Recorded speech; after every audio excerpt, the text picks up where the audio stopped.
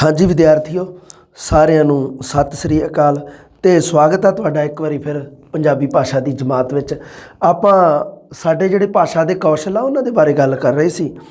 ਤੇ ਦੇਖੋ ਜੀ ਅਗਲਾ ਆਪਣਾ ਕੌਸ਼ਲ ਜਿਹੜਾ ਦੇਖੋ ਆਪਾਂ ਪੜ੍ਹਨ ਕੌਸ਼ਲ ਦੀ ਗੱਲ ਕਰ ਰਹੇ ਸੀ ਹੈ ਨਾ ਪਿਛਲੀ ਜਮਾਤ ਦੇ ਵਿੱਚ। ਤੇ ਹੁਣ ਆਪਾਂ ਕਰਾਂਗੇ ਜੀ ਸਾਡਾ ਉਚਾਰਨ ਦੀ ਸਿੱਖਿਆ। ਮੈਂ ਤੁਹਾਨੂੰ ਜਿਵੇਂ ਦੱਸਿਆ ਸੀਗਾ ਕਿ ਸੁਣਨ ਕੌਸ਼ਲ ਤੋਂ ਬਾਅਦ ਪੜ੍ਹਨ ਕੌਸ਼ਲ ਆਉਂਦਾ ਹੈ ਤੇ ਪੜ੍ਹਨਾ ਵੀ ਕਿਵੇਂ ਹੈ। ਉਚਾਰਨ ਉਹਦੇ ਵਿੱਚ ਬਹੁਤ ਜ਼ਰੂਰੀ ਹੈ। ਉਚਾਰਨ ਬਹੁਤ ਮਹੱਤਵ ਹੈ। ਉਚਾਰਨ ਵੀ ਅੱਗੇ ਕਿਹੜਾ ਸ਼ੁੱਧ ਉਚਾਰਨ ਜਿਹਨੂੰ ਕਹਿ ਦਿੰਦੇ ਆਪਾਂ। ਸ਼ੁੱਧ ਉਚਾਰਨ ਦਾ ਬੜਾ ਮਹੱਤਵ ਹੈ ਪੰਜਾਬੀ ਭਾਸ਼ਾ ਦੇ ਵਿੱਚ। ਇੱਕ ਵਾਰੀ ਪ੍ਰਸ਼ਨ ਆਇਆ ਵੀ ਸੀਗਾ ਕਿ ਭਾਸ਼ਾ ਅਧਿਆਪਕ ਦਾ ਇੱਕ ਜ਼ਰੂਰੀ ਮਹੱਤਵਪੂਰਨ ਗੁਣ ਕਿਹੜਾ ਹੋਣਾ ਚਾਹੀਦਾ। ਉਹ ਜੀ ਹੋਣਾ ਚਾਹੀਦਾ ਉਹਦਾ ਉੱਤਰ ਸੀਗਾ ਸ਼ੁੱਧ ਉਚਾਰਨ ਹੋਣਾ ਚਾਹੀਦਾ ਉਹਦਾ ਅਧਿਆਪਕ ਦਾ। ਕਿਉਂਕਿ ਬੱਚੇ ਆ ਜਿਹੜੇ ਉਹ ਅਧਿਆਪਕ ਦਾ ਅਨੁਕਰਨ ਕਰਦੇ ਆ ਤੇ ਹੁਣ ਅਨੁਕਰਨ ਜਦੋਂ ਕਰਨਗੇ ਤਾਂ ਇਸ ਜਿਹੜਾ ਮਸਲਾ ਜਿਹੜਾ ਅਨੁਕਰਨ ਵਾਲਾ ਉਹਦੇ ਵਿੱਚ ਉਚਾਰਨ ਦਾ ਬੜਾ ਮਹੱਤਵ ਹੈ। ਕਿਉਂਕਿ ਬੱਚਾ ਭਾਸ਼ਾ ਨੂੰ ਅਨੁਕਰਨ ਕਰਕੇ ਹੀ ਸਿੱਖਦਾ ਹੈ। ਇਹ ਗੱਲ ਆਪਾਂ ਕਲੀਅਰ ਕਰ ਚੁੱਕੇ ਹਾਂ। ਅਨੁਕਰਨ ਦੇ ਦੁਆਰਾ ਹੀ ਸਿੱਖਣਾ ਉਹਨੂੰ। ਵਾਤਾਵਰਣ ਤੇ ਅਨੁਕਰਨ ਬਹੁਤ ਮਹੱਤਵਪੂਰਨ ਚੀਜ਼ਾਂ। ਪਹਿਲੇ ਨੰਬਰ ਤੇ ਅਨੁਕਰਨ ਹੈ, ਫਿਰ ਵਾਤਾਵਰਣ ਹੈ। ਹੁਣ ਦੇਖਦੇ ਹਾਂ ਜੀ। ਹਾਂਜੀ, ਉਚਾਰਨ ਦੀ ਸਿੱਖਿਆ ਬੋਲਣ ਕੌਸ਼ਲ ਦਾ ਇੱਕ ਮਹੱਤਵਪੂਰਨ ਅੰਗ ਹੈ। ਧਿਆਨ ਰੱਖਿਓ, ਉਚਾਰਨ ਦੀ ਸਿੱਖਿਆ ਹੈ ਜਿਹੜੀ ਉਹ ਕਿਹਦੇ ਵਿੱਚ ਉਹਨੂੰ ਆਪਾਂ ਪੜ੍ਹਦੇ ਹਾਂ ਬੋਲਣ ਕੌਸ਼ਲ ਦੇ ਵਿੱਚ। ਯਾਦ ਰੱਖਿਓ ਚਾਰਾਂ ਕੌਸ਼ਲਾਂ ਦੇ ਵਿੱਚੋਂ ਉਚਾਰਨ ਦਾ ਸੰਬੰਧ ਹੈਗਾ ਸਾਡਾ ਬੋਲਣ ਕੌਸ਼ਲ ਦੇ ਨਾਲ। ਦੂਸਰੀ ਗੱਲ, ਇੱਕ ਗੱਲ ਕਲੀਅਰ ਕਰ ਲਓ। ਦੂਸਰੀ ਗੱਲ ਦੇਖੋ ਕਿਹੜੀ ਹੈ। ਉਚਾਰਨ ਦੀ ਸਿੱਖਿਆ ਦਾ ਕੀ ਭਾਵ ਹੈ। ਉਚਾਰਨ ਦੀ ਸਿੱਖਿਆ ਦਾ ਹੀ ਭਾਵ ਹੈ ਵੀ ਸ਼ੁੱਧ ਉਚਾਰਨ ਦੀ ਸਿਖਲਾਈ ਦੇਣਾ। ਅਗਰ ਮੰਨ ਲਓ ਪ੍ਰਸ਼ਨ ਆ ਜੇ ਵੀ ਉਚਾਰਨ ਦੀ ਸਿੱਖਿਆ ਦਾ ਕੀ ਭਾਵ ਹੈ ਜੀ, ਤਾਂ ਉਹਦਾ ਉੱਤਰ ਹੋਊਗਾ ਜੀ ਸ਼ੁੱਧ ਉਚਾਰਨ ਦੀ ਸਿਖਲਾਈ ਦੇਣਾ। ਉਚਾਰਨ ਇੱਕ ਭਾਸ਼ਾ ਅਧਿਆਪਕ ਦਾ ਵਿਸ਼ੇਸ਼ ਜ਼ਰੂਰੀ ਗੁਣ ਹੈ, ਬਹੁਤ ਜ਼ਰੂਰੀ ਹੈ। ਸ਼ੁੱਧ ਉਚਾਰਨ ਦੇ ਕਾਰਨ ਭਾਸ਼ਾ ਦਾ ਮੌਖਿਕ ਰੂਪ ਹੈ ਜਿਹੜਾ ਉਹ ਸੁਭਾਵਿਕ ਅਤੇ ਪ੍ਰਭਾਵਸ਼ਾਲੀ ਬਣਿਆ ਰਹਿੰਦਾ ਹੈ। ਸੁਭਾਵਿਕ ਹੋਣਾ ਬਹੁਤ ਜ਼ਰੂਰੀ ਹੈ। ਪ੍ਰਭਾਵਸ਼ਾਲੀ ਕਿਵੇਂ ਹੁੰਦਾ, ਜਦੋਂ ਅਧਿਆਪਕ ਆਪਣੀ ਗੱਲ ਨੂੰ ਸ਼ੁੱਧ ਸ਼ਬਦਾਂ ਦੇ ਵਿੱਚ ਕਹਿੰਦਾ ਹੈ। ਇਸ ਕਰਕੇ ਭਾਸ਼ਾ ਦਾ ਸ਼ੁੱਧ ਉਚਾਰਨ ਇੱਕ ਬਹੁਤ ਮਹੱਤਵਪੂਰਨ ਬਹੁਤ ਜ਼ਰੂਰੀ ਅੰਗ ਹੈ ਜਦੋਂ ਗੱਲ ਆ ਗਈ ਭਾਸ਼ਾ ਦੀ। ਹੁਣ ਆਪਾਂ ਉਚਾਰਨ ਦੀ ਸਿੱਖਿਆ ਜਿਹੜੀ ਇਹ ਆਪਾਂ ਤੁਹਾਨੂੰ ਦੱਸਤਾ ਵੀ ਬੋਲਣ ਕੌਸ਼ਲ ਦੇ ਵਿੱਚ ਆਪਾਂ ਪੜ੍ਹਨੀ ਹੈ। ਹਾਂਜੀ, ਉਚਾਰਨ ਦੋਸ਼ ਜਾਂ ਅਸ਼ੁੱਧ ਉਚਾਰਨ ਦੇ ਕਾਰਨ ਸ਼ਬਦ ਜੋੜਾਂ ਸੰਬੰਧੀ ਅਸ਼ੁੱਧੀਆਂ ਪ੍ਰਗਟ ਹੁੰਦੀਆਂ ਹਨ। ਅਸ਼ੁੱਧੀਆਂ ਨਹੀਂ, ਅਸ਼ੁੱਧੀਆਂ ਪ੍ਰਗਟ ਹੋ ਜਾਂਦੀਆਂ। ਦੇਖੋ ਜੀ, ਜਿਹੜੀਆਂ ਸ਼ਬਦ ਜੋੜਾਂ ਦੇ ਨਿਯਮ ਆਪਾਂ ਪੜ੍ਹਦੇ ਹਨ ਜਾਂ ਤੁਹਾਡੇ ਟੌਪਿਕ ਦਿੱਤਾ ਹੋਇਆ ਸ਼ੁੱਧ ਅਸ਼ੁੱਧ ਸ਼ਬਦ। ਪਹਿਲਾਂ ਵਾਲਾ ਜਿਹੜਾ ਸਿਲੇਬਸ ਸੀ ਰੀਟ ਵਾਲਾ, ਪਹਿਲਾਂ ਵਾਲਾ ਜਿਹੜਾ ਰੀਟ ਵਾਲਾ ਸਿਲੇਬਸ ਸੀ ਉਹਦੇ ਵਿੱਚ ਲਿਖਿਆ ਸੀਗਾ, ਉਹਦੇ ਵਿੱਚ ਸੀਗਾ ਸ਼ਬਦ ਜੋੜਾਂ ਦੇ ਨਿਯਮ। ਤੇ ਹੁਣ ਉਸੇ ਨੂੰ ਬਦਲ ਕੇ ਨਵਾਂ ਜਿਹੜਾ ਸਿਲੇਬਸ ਹੈ ਜਿਹੜਾ 2021 ਵਾਲਾ ਸੀ ਤੇ ਉਹਦੇ ਵਿੱਚ ਕੀ ਕੀਤਾ ਉਹਨਾਂ ਨੇ ਸ਼ੁੱਧ ਅਸ਼ੁੱਧ ਸ਼ਬਦ ਲਿਖਤਾ। ਇੱਕੋ ਹੀ ਗੱਲ ਹੈ, ਦੋਵਾਂ ਦਾ ਮਤਲਬ ਇੱਕ ਹੀ ਹੈ। ਹੁਣ ਉਹ ਸ਼ਬਦ ਜੋੜਾਂ ਦੇ ਨਿਯਮ ਤੇ ਸ਼ੁੱਧ ਉਚਾਰਨ ਸ਼ੁੱਧ ਅਸ਼ੁੱਧ ਸ਼ਬਦ ਉਹ ਉਚਾਰਨ ਦੀ ਸਿੱਖਿਆ ਦੇ ਨਾਲ ਸੰਬੰਧਿਤ ਹੈ। ਅਗਰ ਮੰਨ ਲਓ ਉਚਾਰਨ ਜਾਂ ਦੋਸ਼ ਹੈ ਜਾਂ ਉਚਾਰਨ ਸੰਬੰਧੀ ਅਸ਼ੁੱਧੀ ਹੈ, ਉਦੋਂ ਕੀ ਹੋਊਗਾ, ਜਿਹੜੇ ਸ਼ਬਦ ਜੋੜਾਂ ਦੇ ਨਿਯਮਾਂ ਦੇ ਵਿੱਚ ਗਲਤੀ ਕਰੂਗਾ ਵਿਦਿਆਰਥੀ ਅਤੇ ਜਾਂ ਸ਼ੁੱਧ ਅਸ਼ੁੱਧ ਸ਼ਬਦਾਂ ਦੇ ਵਿੱਚ ਸ਼ੁੱਧ ਸ਼ਬਦ ਨੂੰ ਅਸ਼ੁੱਧ ਲਿਖੂਗਾ, ਜਿਸ ਕਾਰਨ ਭਾਸ਼ਾ ਦੇ ਲਿਖਤ ਰੂਪ ਵਿੱਚ ਵੀ ਅਸ਼ੁੱਧੀਆਂ ਉਤਪੰਨ ਹੋਣਗੀਆਂ। ਬਿਲਕੁਲ ਹੋਣਗੀਆਂ, ਕਿਉਂਕਿ ਪੰਜਾਬੀ ਭਾਸ਼ਾ ਦਾ ਇੱਕ ਨਿਯਮ ਹੈ, ਜਿਵੇਂ ਬੋਲੋ ਤਿਵੇਂ ਲਿਖੋ। ਅਗਰ ਸ਼ੁੱਧ ਬੋਲੋਗੇ ਤਾਂ ਸ਼ੁੱਧ ਲਿਖੋਗੇ, ਅਗਰ ਅਸ਼ੁੱਧ ਬੋਲੋਗੇ ਤਾਂ ਅਸ਼ੁੱਧ ਲਿਖੋਗੇ। ਇਸੇ ਨੂੰ ਕਿਹਾ ਜਾਂਦਾ ਹੈ ਵੀ ਭਾਸ਼ਾ ਦੇ ਦੇਖੋ ਜਦੋਂ ਆਪਾਂ ਅਸ਼ੁੱਧ ਉਚਾਰਨ ਕਰਨੇ ਆ ਇਹਦਾ ਮਤਲਬ ਕੀ ਹੈ ਵੀ ਭਾਸ਼ਾ ਦਾ ਮੌਖਿਕ ਰੂਪ ਤਾਂ ਅਸ਼ੁੱਧ ਹੋ ਹੀ ਗਿਆ, ਹਾਂ ਉਹਦੇ ਨਾਲ ਨਾਲ ਭਾਸ਼ਾ ਦਾ ਲਿਖਿਤ ਰੂਪ ਵੀ ਅਸ਼ੁੱਧ ਹੋ ਗਿਆ, ਉਹਦੇ ਵਿੱਚ ਵੀ ਗਲਤੀਆਂ ਆਉਣਗੀਆਂ। ਹੁਣ ਅਗਲੀ ਗੱਲ ਦੇਖੋ ਜੀ, ਹਾਂ ਅਸ਼ੁੱਧ ਉਚਾਰਨ ਦੇ ਕਾਰਨ ਕੀ ਹੈ। ਧਿਆਨ ਰੱਖਿਓ, ਇਹਦੇ ਵਿੱਚੋਂ ਪ੍ਰਸ਼ਨ ਬਣਦਾ ਹੁੰਦਾ, ਪੱਕਾ ਬਣਦਾ ਹੁੰਦਾ ਅਸ਼ੁੱਧ ਉਚਾਰਨ ਦੇ ਕਾਰਨਾਂ ਦਾ। ਦੇਖੋ ਕਿਹੜੇ ਕਿਹੜੇ। ਇੱਕ ਤਾਂ ਹੈਗਾ ਜੀ, ਠੀਕ ਹੈ, ਸਰੀਰਕ ਅਤੇ ਵਿਅਕਤੀਗਤ ਕਾਰਨ। ਸਰੀਰ ਦੇ ਵਿੱਚ ਮੰਨ ਲਓ ਕੋਈ ਦੋਸ਼ ਵਗੈਰਾ ਹੈ ਨਾ ਹੈਗਾ, ਸਰੀਰ ਦਾ ਅੰਗ ਹੈ ਜਿਹੜੇ ਬੋਲਣ ਸੰਬੰਧੀ ਅੰਗ ਹੈ, ਜਿਵੇਂ ਜੀਭ, ਦੰਦ, ਤਾਲੂਆ ਤੇ ਵਿੱਚ ਹੁੰਦਾ ਜਿਹੜਾ ਕਾਂ ਜਿਹਨੂੰ ਕਹਿ ਦਿੰਦੇ ਆਪਾਂ ਕਾਂ, ਤੇ ਉਹ ਹੋ ਗਿਆ ਹੋਰ ਆਪਣੇ ਗਲਾ ਹੋ ਗਿਆ ਹੈ ਨਾ, ਜਿਵੇਂ ਹੁਣ ਮੇਰਾ ਗਲਾ ਤੁਹਾਨੂੰ ਪਤਾ ਹੈ ਵੀ ਮੇਰੇ ਤੋਂ ਥੋੜ੍ਹੀ ਜਿਹੀ ਮੇਰੇ ਗਲੇ 'ਚ ਵਿੱਚ ਬਹੁਤ ਦਿੱਕਤ ਰਹਿੰਦੀ ਹੈ, ਪਰ ਇਹ ਵੀ ਚੀਜ਼ਾਂ ਹੈ ਨਾ ਕਿਤੇ ਅਸ਼ੁੱਧ ਉਚਾਰਨ ਦੇ ਵਿੱਚ ਆ ਜਾਂਦੀਆਂ। ਇੱਕ ਤਾਂ ਆਪਾਂ ਹੁੰਦਾ ਸੁਭਾਵਿਕ ਬੋਲਣਾ, ਮੈਨੂੰ ਥੋੜ੍ਹਾ ਜਿਹਾ ਜ਼ੋਰ ਲਾ ਕੇ ਬੋਲਣਾ ਪੈਂਦਾ, ਕਈ ਵਾਰੀ ਮੈਂ ਵੇਖਿਆ ਵੀ ਮੇਰੀਆਂ ਖੁਦ ਦੀਆਂ ਵੀ ਅਸ਼ੁੱਧੀਆਂ ਹੋ ਜਾਂਦੀਆਂ। ਸੋ ਇਹ ਕੋਈ ਗੱਲ ਨਹੀਂ, ਇਹ ਤਾਂ ਮੈਂ ਵੈਸੇ ਇੱਕ ਤੁਹਾਨੂੰ ਉਦਾਹਰਨ ਦੇ ਰਿਹਾ। ਇੱਥੇ ਦੇਖੋ ਕੀ ਹੈ, ਸਰੀਰਕ ਅਤੇ ਵਿਅਕਤੀਗਤ ਕਾਰਨ ਕੀ ਹੈ। ਦੇਖੋ ਕਿਹੜੀਆਂ ਕਿਹੜੀਆਂ, ਜੀਭ, ਗਲਾ, ਨੱਕ, ਤਾਲੂ ਆਦਿ ਦੇ ਵਿੱਚ ਕੋਈ ਦੋਸ਼ ਉਤਪੰਨ, ਕਿਉਂਕਿ ਕਈ ਨਾ ਹੁਣ ਮੈਂ ਜਿਵੇਂ ਮੈਂ ਨੱਕ ਦੇ ਵਿੱਚ ਦੀ ਜ਼ਿਆਦਾ ਬੋਲਦਾ ਹੈ ਨਾ, ਤਾਂ ਉਹ ਆਪ ਕਈ ਕਹਿ ਦਿੰਦੇ ਨਾ ਵੀ ਉਹ ਜੀ ਉਹ ਬੋਲਦਾ ਗੁਣਗੁਣਾ, ਵੀ ਨੱਕ ਵੀ ਦੀ ਬੋਲਦਾ, ਮੈਂ ਵੀ ਬੋਲਦਾ ਜਿਵੇਂ ਜ਼ਿਆਦਾਤਰ। ਹਾਂ, ਇਹ ਇੱਕ ਸਰੀਰਕ ਜਾਂ ਵਿਅਕਤੀਗਤ ਕਾਰਨ ਆ ਅਸ਼ੁੱਧ ਉਚਾਰਨ ਦੇ। ਇਹਦੇ ਵਿੱਚ ਦੇਖੋ ਜੀ, ਇੱਕ ਤਾਂ ਹੋ ਗਿਆ ਸਰੀਰਕ ਅਤੇ ਵਿਅਕਤੀਗਤ ਕਾਰਨ। ਪ੍ਰਸ਼ਨ ਉਹਦੇ ਦੋ ਬਣਦੇ ਆ ਇੱਥੇ, ਅਸ਼ੁੱਧ ਉਚਾਰਨ ਦਾ ਕਿਹੜਾ ਕਾਰਨ ਨਹੀਂ ਹੈ, ਇੱਕ ਪ੍ਰਸ਼ਨ ਐਗਜ਼ਾਮੀਨਰ ਐਵੇਂ ਬਣਾਉਂਦਾ।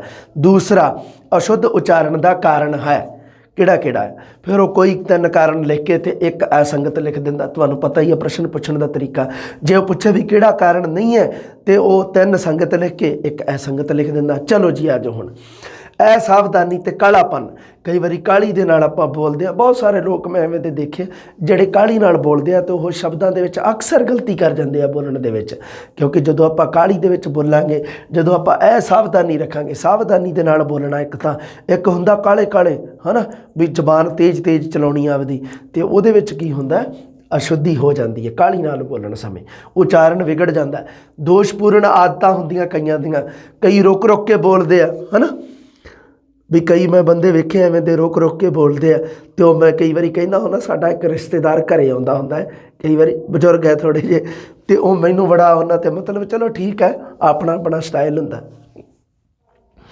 ਅਤੇ ਉਹਨੇ ਕੀ ਕਰਨਾ ਵੀ ਜਿਵੇਂ ਕੋਈ ਗੱਲ ਮੰਨ ਲਓ ਸ਼ੁਰੂ ਕਰ ਲਈ, ਗੱਲ ਉਹਨੇ ਸ਼ੁਰੂ ਕਰ ਲਈ ਅਤੇ ਫਿਰ ਉਹਨੇ ਜਿਵੇਂ ਗੱਲ ਸੁਣਾਤੀ ਅੱਧੀ, ਵੀ ਜਿਵੇਂ ਮੰਨ ਲਓ ਉਹਨੇ ਕੀ ਕੀਤਾ, ਵੀ ਮੰਨ ਲਓ ਉਹਨੇ ਸਮੁੰਦਰ ਵੇਖਿਆ ਕਿਤੇ, ਉਹਨੇ ਕਹਿਣਾ ਵੀ ਮੈਂ ਸਮੁੰਦਰ ਦੇਖਿਆ, ਅਤੇ ਗੱਲ ਉਹਨੇ ਰੋਕ ਦੇਣੀ ਆ ਉੱਥੇ, ਅਤੇ ਥੋੜ੍ਹੇ ਕੁ ਚਿਰ ਬਾਅਦ ਫਿਰ ਉਹਨੇ ਸ਼ੁਰੂ ਕਰਨੀ ਆ। ਥੋੜ੍ਹੇ ਕੁ ਚਿਰ ਬਾਅਦ ਉੱਥੇ ਵੀ ਬੜਾ ਘਾਹ ਬੜਾ ਵਧੀਆ ਉੱਗਿਆ ਸੀਗਾ ਕਿਨਾਰਿਆਂ 'ਤੇ ਹੈ, ਅਤੇ ਥੋੜ੍ਹਾ ਚਿਰ ਫਿਰ ਰੁਕ ਜੂਗਾ, ਫਿਰ ਥੋੜ੍ਹੇ ਟਾਈਮ ਬਾਅਦ ਫਿਰ ਬੋਲੂਗਾ, ਫਿਰ ਥੋੜ੍ਹੇ ਕੁ ਚਿਰ ਬਾਅਦ ਆਖੂਗਾ ਵੀ ਉੱਥੇ ਨਾ ਐਵੇਂ ਰੇਤਾ ਸੀਗੀ ਅਤੇ ਉੱਥੇ ਐਵੇਂ ਸਿੱਪੀਆਂ ਸੀ, ਸੰਖ ਸੀ। ਥੋੜ੍ਹੇ ਚਿਰ ਬਾਅਦ ਫਿਰ 15-20 ਮਿੰਟਾਂ ਬਾਅਦ ਫਿਰ ਗੱਲ ਉਹੀ ਕਰੀ ਜਾਊਗਾ, ਅਤੇ ਉਹ ਕੀ ਕਰੂਗਾ ਵੀ ਉਹ ਇਹਨੂੰ ਕਹਿੰਦਾ ਰੁਕ ਰੁਕ ਕੇ, ਕਈ ਵਾਰੀ ਨਹੀਂ ਮੈਂ ਵੈਸੇ ਗੱਲ ਕਰਦਾ, ਇਹ ਰੁਕ ਰੁਕ ਕੇ ਬੋਲਣ ਦੇ ਦੋਸ਼ 'ਚ ਨਹੀਂ ਆਉਂਦਾ, ਇਹ ਰੁਕ ਰੁਕ ਕੇ ਬੋਲਣਾ, ਗੱਲ ਮੈਨੂੰ ਚੇਤੇ ਆ ਗਈ ਉਹਦੇ ਤੋਂ, ਵੀ ਕਈ ਤਾਂ ਬਾਹਲਾ ਹੀ ਰੁਕ ਰੁਕ ਕੇ ਬੋਲਦੇ ਆ, ਇੱਕ ਤਾਂ ਵੈਸੇ ਹੀ ਰੁਕ ਰੁਕ ਕੇ ਬੋਲਦੇ ਹੁੰਦੇ ਆ। ਕਈ ਵਾਰੀ ਮੈਂ ਵੇਖਿਆ 2 ਤਰ੍ਹਾਂ ਦੇ ਸਟੂਡੈਂਟ ਹੁੰਦੇ ਆ ਜਮਾਤਾਂ ਦੇ ਵਿੱਚ, ਜਾਂ ਤਾਂ ਰੁਕ ਰੁਕ ਕੇ ਬੋਲਣਗੇ, ਸ਼ਬਦਾਂ 'ਤੇ ਰੁਕ ਜਾਣਗੇ, ਅਤੇ ਜਾਂ ਉਹਨਾਂ ਨੂੰ ਕੋਈ ਪਤਾ ਨਹੀਂ ਲੱਗਦਾ ਵੀ ਅਸੀਂ ਕਿੱਥੇ ਵਿਸ਼ਰਾਮ ਦੇਣਾ, ਕਿੱਥੇ ਰੁਕਣਾ, ਨਾ ਉਹਨਾਂ ਨੂੰ ਕੋਈ ਮਤਲਬ ਨਹੀਂ, ਉਹ ਦੱਬੀ ਆਉਂਦੇ ਆ ਕਿੱਲੀ ਆਪਦੀ। ਅਤੇ ਹੁਣ ਰੁਕ ਰੁਕ ਕੇ ਬੋਲਣਾ, ਹੜਬੜਾਉਣਾ, ਕਈ ਹੜਬੜਾਉਂਦੇ ਆ ਬੋਲਣ ਲੱਗੇ, ਬੋਲਣ ਸਮੇਂ ਤਕੀਆ ਕਲਾਮ ਦੀ ਆਦਤ ਹੋਣਾ। ਕਈ ਕਹਿੰਦੇ ਹੁੰਦੇ ਨੇ ਮੈਂ ਕਿਹਾ ਬਈ, ਮੈਂ ਕਿਹਾ ਹੈ ਨਾ ਬਈ, ਹੈ ਨਾ, ਅਤੇ ਹੋਰ ਬਾਈ ਐਵੇਂ ਕਈ ਗੱਲਾਂ ਕਰਦੇ ਕਰਦੇ ਹੈ ਨਾ ਲੋਕ ਐਵੇਂ ਬੋਲਦੇ ਰਹਿੰਦੇ ਆ, ਤਕੀਆ ਕਲਾਮ ਹੁੰਦਾ ਨਾ ਕਈਆਂ ਦਾ, ਅਤੇ ਉਹ ਜਿਵੇਂ ਉਹ ਜਿਹੜਾ ਤਕੀਆ ਕਲਾਮ ਆ ਉਹ ਵੀ ਅਸ਼ੁੱਧੀਆਂ ਦੇ ਵਿੱਚ ਆ ਜਾਂਦਾ ਹੈ। ਜਦੋਂ ਬੰਦਾ ਜ਼ਿਆਦਾ ਤਕੀਆ ਕਲਾਮ ਦੀ ਯੂਜ ਕਰੂਗਾ ਅਤੇ ਉਹ ਤਕੀਆ ਕਲਾਮ ਹੀ ਫਿਰ ਲੱਗਦਾ ਉਹਦੇ ਵਿੱਚ। ਤਕੀਆ ਕਲਾਮ ਇੱਕ ਬੰਦੇ ਦੀ ਜ਼ਬਾਨ 'ਤੇ ਇੱਕ ਚੜ੍ਹਿਆ ਹੁੰਦਾ ਸ਼ਬਦ, ਕਈ ਜਾਂਦੇ ਨੇ ਜਾਣੀਏ, ਮੈਂ ਕਿਹਾ, ਕਈ ਲੋਕ ਐਵੇਂ ਵਾਰੀ ਗੱਲ ਹੈ ਨਾ ਕਰਦੇ ਕਰਦੇ ਬੋਲਦੇ ਆ, ਅਤੇ ਮੇਰੀ ਵੀਡੀਓ ਦੇ ਵਿੱਚ ਵੀ ਹੋਣਾ ਮੈਨੂੰ ਲੱਗਦਾ ਹਨਾ ਸ਼ਬਦ ਮੈਂ ਕਈ ਵਾਰੀ ਕਰਦਾ ਰਹਿੰਦਾ, ਵੀ ਹੈ ਨਾ ਫਲਾਨੀ ਗੱਲ ਹੈ ਨਾ, ਐਵੇਂ ਇਹ ਜਿਹੜਾ ਇਹ ਆਉਂਦੀਆਂ ਸਾਡੀਆਂ ਦੋਸ਼ਪੂਰਨ ਆਦਤਾਂ ਦੇ ਵਿੱਚ, ਰੁਕ ਰੁਕ ਕੇ ਬੋਲਣਾ, ਹੜਬੜਾਉਣਾ, ਬੋਲਣ ਸਮੇਂ ਤਕੀਏ ਕਲਾਮ ਦੀ ਆਦਤ ਹੋਣਾ। ਹੋਰ ਵੀ ਹੈ ਦੇਖੋ, ਕਈ ਉਚਾਰਨ ਛੋਟਾ ਕਰਕੇ ਬੋਲੀ ਜਾਂਦੇ ਰਹਿੰਦੇ ਆ, ਬਹੁਤ ਬੋਲਦੇ ਆ, ਵਾਹਿਗੁਰੂ ਨੂੰ ਵਾਖਰੂ ਬੋਲਣਾ। ਅੱਛਾ ਹੋਰ ਦੇਖੋ, ਸਾਹਿਬ ਨੂੰ ਸਾਹਿਬ, ਜਿਵੇਂ ਪਰਮੇਸ਼ਵਰ ਨੂੰ ਪਰਮੇਸ਼ਰ, ਉਹ ਚਲੋ ਇਹ ਤਾਂ ਕੋਈ ਦਿੱਕਤ ਨਹੀਂ, ਇੱਦਾਂ ਨਹੀਂ। ਆ ਜਿਵੇਂ ਬਾਲਾ ਅੰਮ੍ਰਿਤਸਰ ਨੂੰ ਅੰਮ੍ਰਿਤਸਰ ਲੋਕ ਕਹਿ ਦਿੰਦੇ ਆ, ਮੁਕਤਸਰ ਨੂੰ ਮੁਕਤਸਰ ਜਾਣਾ ਜੀ ਅਸੀਂ, ਹਾਂ। ਪ੍ਰਸ਼ਨ ਨੂੰ ਪਰਸ਼ਨ ਬੋਲ ਦਿੰਦੇ ਆ, ਕਈਆਂ ਨੂੰ ਪਤਾ ਨਹੀਂ ਗਾ ਵੀ ਰਾਇ ਅੱਧਾ, ਅਤੇ ਫਿਰ ਉਹ ਪ੍ਰਸ਼ਨ ਨਹੀਂ ਬੋਲਦੇ, ਕਈ ਪਰਸ਼ਨ ਬੋਲਦੇ, ਅਤੇ ਉਹ ਸਾਡੇ ਵੀ ਹੈਗਾ ਇੱਕ, ਚਲੋ ਆਪਾਂ ਨਾਮ ਕਾਹਤੋਂ ਲੈਣਾ, ਕੋਈ ਅਧਿਆਪਕ ਆ, ਅਤੇ ਉਹ ਕੀ ਕਰਦਾ ਵੀ ਉਹ ਐਕਚੁਅਲੀ ਦੇ ਵਿੱਚ ਕੋਈ ਆਪਾਂ ਨੂੰ ਪਾਸੇ ਜਾਣਦਾ, ਕੋਈ ਅਧਿਆਪਕ ਮੇਰੇ ਸਟਾਫ 'ਚੋਂ ਨਹੀਂ ਗਾ, ਕੋਈ ਹੋਰ ਕਿਤੇ ਦੀ ਗੱਲ ਕਰਦਾ ਮੈਂ, ਅਤੇ ਉਹ ਅਰਸਤੂ ਨੂੰ ਅਰਸਤੂ ਬੋਲਦਾ। ਅਤੇ ਇਹ ਜਿਹੜੇ ਉਚਾਰਨ ਦੋਸ਼ਾਂ ਦੇ ਵਿੱਚ ਆਉਂਦੇ ਆ। ਆਪਣੇ ਉਹ ਜਿਹੜਾ ਹੈਗਾ ਯੂਨਾਨ ਦਾ ਜਿਹੜਾ ਹੈਗਾ ਵਿਦਵਾਨ, ਯੂਨਾਨ ਦਾ ਆਪਾਂ ਪੜ੍ਹਦੇ ਹਾਂ ਆਲੋਚਕ, ਅਰਸਤੂ ਨਾਮ ਪੜ੍ਹਦੇ ਹਾਂ ਉਹਦਾ, ਪਲੇਟੋ ਦਾ ਚੇਲਾ ਜਿਹੜਾ, ਤੇ ਉਹ ਉਹਨੂੰ ਕਹਿੰਦਾ ਹੈ ਅਰਸਤੂ। ਤੇ ਇਹ ਵੀ ਫਰਕ ਹੈ ਬੋਲਣਾ, ਹੈ ਨਾ, ਵੀ ਇਹ ਇੱਕ ਉਚਾਰਨ ਛੋਟਾ ਕਰਕੇ ਬੋਲਣ ਦੀ ਪ੍ਰਵਿਰਤੀ ਹੈ। ਛੋਟੇ ਦੇ ਵਿੱਚ ਪ੍ਰਸ਼ਨ ਨੂੰ ਪ੍ਰਸ਼ਨ ਬੋਲ ਦੇਣਾ, ਇਹ ਵੀ ਉਚਾਰਨ ਛੋਟਾ ਕਰਕੇ ਬੋਲਣ ਦੀ ਪ੍ਰਵਿਰਤੀ ਹੈ ਇੱਕ। ਸ਼ੁੱਧ ਉਚਾਰਨ ਦੀ ਅਗਿਆਨਤਾ ਵੀ ਹੁੰਦੀ ਹੈ, ਵੀ ਕਈਆਂ ਨੂੰ ਸ਼ੁੱਧ ਧੁਨੀਆਂ ਨਹੀਂ ਬੋਲਣੀਆਂ ਆਉਂਦੀਆਂ। ਬਹੁਤ ਸਾਰੇ ਤੁਹਾਨੂੰ ਵਿਖਾ ਦੂੰਗਾ, ਤੁਸੀਂ YouTube 'ਤੇ ਬਹੁਤ ਸਾਰੀਆਂ ਵੀਡੀਓ ਦੇਖ ਸਕਦੇ ਆ ਪੰਜਾਬੀ ਦੇ ਨਾਲ ਸੰਬੰਧਿਤ, ਜਿਨ੍ਹਾਂ ਨੂੰ ਬੋਲਣਾ ਨਹੀਂ ਆਉਂਦਾ। ਨੰਗਾ ਨੂੰ ਨੀਂਗਾ ਬੋਲਦੇ ਆ ਲੋਕੀ, ਠੱਠਾ ਨੂੰ ਠੈਠਾ, ਕਿਉਂਕਿ ਬੋਲਣਾ ਨਹੀਂ ਹੁੰਦਾ। ਅੜਾੜਾ ਨੂੰ ਰਾੜਾ, ਰਾੜਾ ਲੋਕੀ ਕਹਿੰਦੇ ਆ, ਅੜਾੜਾ ਸ਼ਬਦ ਹੈ, ਉਹਨੂੰ ਰਾੜਾ ਵੀ ਰਾੜਿਆ ਹੋਇਆ, ਵੀ ਰਾੜ ਦਿੰਦੇ ਆਪਾਂ ਕਿਸੇ ਚੀਜ਼ ਨੂੰ, ਪਕਾਉਂਦੇ ਆ ਜਦੋਂ ਰਾੜ ਦਿੰਦੇ ਆ, ਉਹ ਥੋੜ੍ਹਾ ਆ ਮਤਲਬ। ਇਹ ਹੈ ਰਾੜਾ, ਦੋਨੇ ਹੀ ਅੜੈ ਅੜੈ ਆ, ਅੜਾੜਾ। ਕਈ ਲੋਕੀ ਰਾੜਾ ਬੋਲਦੇ ਹਨ। ਬੋਲਣ ਦੇ ਆਪਣੇ ਆਪਣੇ ਲੋਕਾਂ ਨੇ ਸਿਸਟਮ ਪੈਦਾ ਕਰ ਰੱਖੇ ਆ, ਹੈ ਨਾ। ਅਤੇ ਪਰ ਉਹ ਕੀ ਆ, ਉਹ ਅਸ਼ੁੱਧ ਉਚਾਰਨ ਦੇ ਵਿੱਚ ਆਉਂਦਾ। ਕਾਰਨ ਕੀ ਹੈ? ਕਿਉਂਕਿ ਸ਼ੁੱਧ ਉਚਾਰਨ ਦੀ ਅਗਿਆਨਤਾ ਉਹਨਾਂ ਨੂੰ, ਅਸ਼ੁੱਧ ਤਾਂ ਬੋਲਣਗੇ ਹੀ, ਕਿਉਂਕਿ ਉਹਨਾਂ ਨੂੰ ਪਤਾ ਹੀ ਨਹੀਂ ਗਾ ਵੀ ਅਸੀਂ ਇਹਨੂੰ ਬੋਲਣਾ ਕਿਵੇਂ ਹੈ। ਅਤੇ ਇਹ ਵੀ ਆਪਣੇ ਆਪਣੇ ਹਿਸਾਬ ਆ, ਹੈ ਨਾ। ਆਪਣੇ ਆਪਣੇ ਲੋਕਾਂ ਨੇ ਆਪਣੇ ਆਪਣੇ ਹਿਸਾਬ ਨਾਲ ਸ਼ਬਦਾਵਲੀ ਸੈੱਟ ਕੀਤੀ ਹੋਈ ਹੈ। ਅਤੇ ਪਰ ਅਸਲੀ ਕੀ ਹੈ ਗੱਲ, ਵੀ ਜਦੋਂ ਆਪਾਂ ਕਿਸੇ ਭਾਸ਼ਾ ਦੀ ਗੱਲ ਕਰੀਏ ਤਾਂ ਉਦੋਂ ਜ਼ਰੂਰੀ ਹੈ ਸ਼ੁੱਧ ਉਚਾਰਨ ਦੀ ਆਪਾਂ ਨੂੰ ਗਿਆਨ ਹੋਣਾ ਚਾਹੀਦਾ। ਸ਼ੁੱਧ ਉਚਾਰਨ ਦਾ, ਸ਼ੁੱਧ ਉਚਾਰਨ ਦਾ ਗਿਆਨ ਹੈ ਤਾਂ ਕੋਈ ਦਿੱਕਤ ਨਹੀਂ, ਫਿਰ ਤੁਸੀਂ ਕਿਤੇ ਵੀ ਗਲਤੀ ਨਹੀਂ ਕਰੋਗੇ। ਅਗਰ ਤੁਹਾਨੂੰ ਉਹਨਾਂ ਸ਼ਬਦਾਂ ਦੀਆਂ ਧੁਨੀਆਂ ਦਾ ਨਹੀਂ ਗਿਆਨ, ਸ਼ੁੱਧ ਧੁਨੀਆਂ ਦਾ ਨਹੀਂ ਗਿਆਨ, ਤਾਂ ਬਸ ਸਮਝੋ ਕੋਈ ਭਾਸ਼ਾ ਦੀਆਂ ਧੁਨੀਆਂ, ਹੁਣ ਪੰਜਾਬੀ ਦੀਆਂ ਵਰਤਮਾਨ ਦੇ ਵਿੱਚ 41 ਧੁਨੀਆਂ, 41 ਦੀਆਂ ਧੁਨੀਆਂ ਜਿਹੜੀਆਂ ਆਪਾਂ ਮਤਲਬ ਉਹਨਾਂ ਨੂੰ ਵਧੀਆ ਤਰੀਕੇ ਨਾਲ ਪੜ੍ਹਨਾ ਚਾਹੀਦਾ। ਅਤੇ ਜਿਵੇਂ ਆਪਾਂ ਖੱਖੇ ਦੇ ਪੈਰ ਬਿੰਦੀ ਆ, ਗੱਗੇ ਦੇ ਪੈਰ ਬਿੰਦੀ ਆ, ਹੈ ਨਾ, ਅਤੇ ਫੱਫੇ ਦੇ ਪੈਰ ਬਿੰਦੀ ਆ। ਅਤੇ ਹੁਣ ਜਿਵੇਂ ਮੰਨ ਲਓ ਐਂ ਕਰੀ ਜਾਣਾ ਵੀ ਗੱਗੇ ਪੈਰ ਬਿੰਦੀ ਗਾ ਬੋਲੇ, ਹੈ ਨਾ, ਅਤੇ ਫੱਫੇ ਪੈਰ ਬਿੰਦੀ ਫਾ ਬੋਲੇ ਫਾ। ਅਤੇ ਹੁਣ ਉਹਨਾਂ ਬਿੰਦੀਆਂ ਦਾ ਫਿਰ ਮਤਲਬ ਕੀ ਰਹਿ ਗਿਆ, ਲਾਉਣ ਦਾ ਥੱਲੇ, ਹੈ ਨਾ। ਇਸ ਕਰਕੇ ਥੋੜ੍ਹਾ ਜਿਹਾ ਇਹ ਚੀਜ਼ਾਂ ਨੂੰ ਥੋੜ੍ਹਾ ਜਿਹਾ ਆਪਾਂ, ਹੁਣ ਜਿਵੇਂ ਖਵਾਹਿਸ਼ ਕਹਿ ਦਿੰਦੇ ਹਾਂ, ਪਰ ਅਸਲ ਦੇ ਵਿੱਚ ਖਵਾਹਿਸ਼ ਮਤਲਬ ਖੈ ਨੂੰ ਖੈ ਕਰਕੇ ਬੋਲਣਾ, ਅਤੇ ਇਸ ਕਰਕੇ ਉਵੇਂ ਹੀ ਫੈ ਨੂੰ ਫੈ ਕਰਕੇ ਬੋਲਣਾ। ਅਤੇ ਇਹ ਚੀਜ਼ਾਂ ਜਿਹੜੀਆਂ ਥੋੜ੍ਹੀਆਂ ਜਿਹੀਆਂ, ਇਹ ਆਪਾਂ ਨੂੰ ਕਦੋਂ ਆਉਂਦੀਆਂ, ਜਦੋਂ ਆਪਾਂ ਉਚਾਰਨ, ਸ਼ੁੱਧ ਉਚਾਰਨ ਦਾ ਗਿਆਨ ਪ੍ਰਾਪਤ ਕਰਦੇ ਹਾਂ। ਸ਼ੁੱਧ ਉਚਾਰਨ ਦਾ ਗਿਆਨ ਨਹੀਂ ਗਾ ਅਤੇ ਉਦੋਂ ਨਹੀਂ ਹੋ ਸਕਦਾ, ਆਪਾਂ ਨੂੰ ਨੌਲੇਜ ਨਹੀਂ ਹੋਊਗਾ। ਤੁਸੀਂ ਬਹੁਤ ਸਾਰੇ ਵਿਦਿਆਰਥੀ ਦੇਖ ਸਕਦੇ ਹੋ ਤੁਸੀਂ, ਜਿਹੜੇ ਮੰਨ ਲਓ ਇਸ ਨੂੰ ਇਸ ਬੋਲਣਗੇ, ਇਹ ਨੂੰ ਇਹ ਬੋਲਣਗੇ, ਉਹ ਨੂੰ ਉਹ ਬੋਲਣਗੇ। ਕਾਰਨ ਕਿਉਂਕਿ ਉਹਨਾਂ ਨੂੰ ਪਤਾ ਹੀ ਨਹੀਂ ਗਾ ਵੀ ਜਦੋਂ ਆਪਾਂ ਸੋਚਣ ਵਾਲੀ ਗੱਲ ਆ। ਇੱਕ ਛੋਟੀ ਜਿਹੀ ਗੱਲ ਆ, ਜਿਵੇਂ ਮੰਨ ਲਓ ਸ਼ਬਦ ਤਾਂ ਸੀਗਾ, ਹਾਂ ਮੈਂ ਇੱਥੇ ਲਿਖ ਦਿੰਦਾ ਸ਼ਬਦ, ਉਹ ਹੁਣ ਮੈਂ ਤੁਹਾਨੂੰ ਉਦਾਹਰਨਾਂ ਦੇ ਹੀ ਦੇਵਾਂ ਦੋ ਕ। ਹਾਂ, ਸ਼ਬਦ ਤਾਂ ਆਹ ਲਿਖਿਆ ਹੋਇਆ, ਬੋਲਣ ਦੇ ਵਿੱਚ ਆ ਇਹ ਬੋਲਣਾ। ਇਹਨੂੰ ਪਹਿਲੀ ਗੱਲ ਤਾਂ ਦੇਖੋ, ਲਾਸਟ ਦੇ ਵਿੱਚ ਜਦੋਂ ਹੈ ਆਉਂਦਾ ਤਾਂ ਆਪਾਂ ਨੂੰ ਪਤਾ ਵੀ ਸੁਰ ਯੰਤਰੀ ਆ, ਇਸ ਕਰਕੇ ਇਹ ਸਿੱਧਾ ਹੀ ਆ, ਇਹ ਬੋਲਿਆ ਜਾਂਦਾ ਇਹਨੂੰ। ਹੁਣ ਇਹ ਆ, ਹੁਣ ਤੁਸੀਂ ਬੋਲ ਰਹੇ ਹੋ ਇਹਨੂੰ ਇਹ ਹੈ। ਹੁਣ ਇਹ ਕਿ ਜਦੋਂ ਬੋਲਿਆ ਤਾਂ ਅਗਰ ਮੈਂ ਇਹ ਬੋਲਦਾ ਹੈ ਤਾਂ ਇਹ ਲਿਖਣ ਦੇ ਵਿੱਚ ਐਵੇਂ ਆਊਗਾ, ਆ ਇਹ। ਹੁਣ ਸ਼ਬਦ ਆ ਉਹ ਜਾਂ ਤਾਂ ਉਹ ਸਿੱਧਾ ਬੋਲਿਆ ਜਾਂਦਾ ਇਹਨੂੰ, ਜਾਂ ਹਾਹਾ ਲਾ ਕੇ ਵੀ ਉਹ। ਅਤੇ ਹੁਣ ਲੋਕੀ ਹੁਣ ਬੋਲਣ ਵਾਲੇ ਕਹਿੰਦੇ ਨੇ ਉਹ ਬੋਲਾਂਗੇ ਤਾਂ ਉਹ ਤਾਂ ਆਹ ਚੀਜ਼ ਆ ਬੇਟਾ, ਉਹ ਹੈ ਉੱਤੇ ਦੋ ਮਾਤਰਾਵਾਂ, ਉਹ ਹੈ ਆਹ ਨਹੀਂ ਗਾ, ਇਹ ਆਹ ਨਹੀਂ ਗਾ। ਹੁਣ ਲੋਕੀ ਕਿਉਂਕਿ ਲੋਕਾਂ ਨੂੰ ਪਤਾ ਨਹੀਂ ਗਾ ਵੀ ਈੜੀ ਸਿਆਰੀ ਇਹ ਬੋਲਦਾ ਆ, ਈੜੀ ਸਿਆਰੀ ਈ ਨਹੀਂ ਬੋਲਦਾ ਹੁੰਦਾ। ਜਿਵੇਂ ਹਿੰਦੀ ਦੇ ਵਿੱਚ ਛੋਟੀ ਈ ਦੀ ਮਾਤਰਾ ਈ ਬੋਲਦੀ ਆ, ਇਸ ਤਰ੍ਹਾਂ ਆਊਗਾ, ਅਤੇ ਪੰਜਾਬੀ ਦੇ ਵਿੱਚ ਆਊਗਾ ਇਸ ਨੂੰ ਇਸ ਪੜ੍ਹਿਆ ਜਾਊਗਾ, ਇਸ, ਕਿਉਂਕਿ ਈੜੀ ਸਿਆਰੀ ਇਹ। ਜਿਵੇਂ ਹਿੰਦੀ ਦੇ ਵਿੱਚ ਹੁੰਦੀ ਆ ਛੋਟੀ ਈ ਦੀ ਮਾਤਰਾ ਜਿਹੜੀ, ਉਹਨੂੰ ਆਪਾਂ ਬੋਲਦੇ ਹਾਂ ਈ, ਛੋਟੀ ਬੋਲਦੇ ਹਾਂ, ਪਰ ਪੰਜਾਬੀ ਦੇ ਵਿੱਚ ਬੋਲਣ ਦੇ ਵਿੱਚ ਇਹ ਥੋੜ੍ਹੀ ਜਿਹੀ ਮਤਲਬ ਉਹਨੂੰ ਪਾਸੇ ਦੀ ਬੋਲਿਆ ਜਾਂਦਾ। ਅਤੇ ਉਹ ਜਦੋਂ ਆਪਾਂ ਬੋਲਾਂਗੇ, ਆਪਾਂ ਉਦੋਂ ਜਦੋਂ ਇਹਨੂੰ ਆਪਾਂ ਸ਼ੁੱਧ ਪੜ੍ਹਾਂਗੇ ਤਾਂ ਆਪਾਂ ਈੜੀ ਸਿਆਰੀ ਇਹ ਅਤੇ ਹੈ ਇਹ ਪੜ੍ਹਾਂਗੇ। ਅਤੇ ਪਰ ਜਦੋਂ ਆਪਾਂ ਨੂੰ ਪਤਾ ਹੀ ਨਹੀਂ ਵੀ ਈੜੀ ਸਿਆਰੀ ਇਹ ਬੋਲਦਾ ਹੈ ਤਾਂ ਆਪਾਂ ਉਦੋਂ ਪੜ੍ਹਾਂਗੇ ਈੜੀ ਸਿਆਰੀ ਈ, ਅਤੇ ਆਪਾਂ ਇਹਨੂੰ ਇਹ ਪੜ੍ਹਾਂਗੇ, ਇਹ ਜਾਂ ਇਹ ਜਿਵੇਂ ਆਪਾਂ ਪੜ੍ਹਦੇ ਹਾਂ।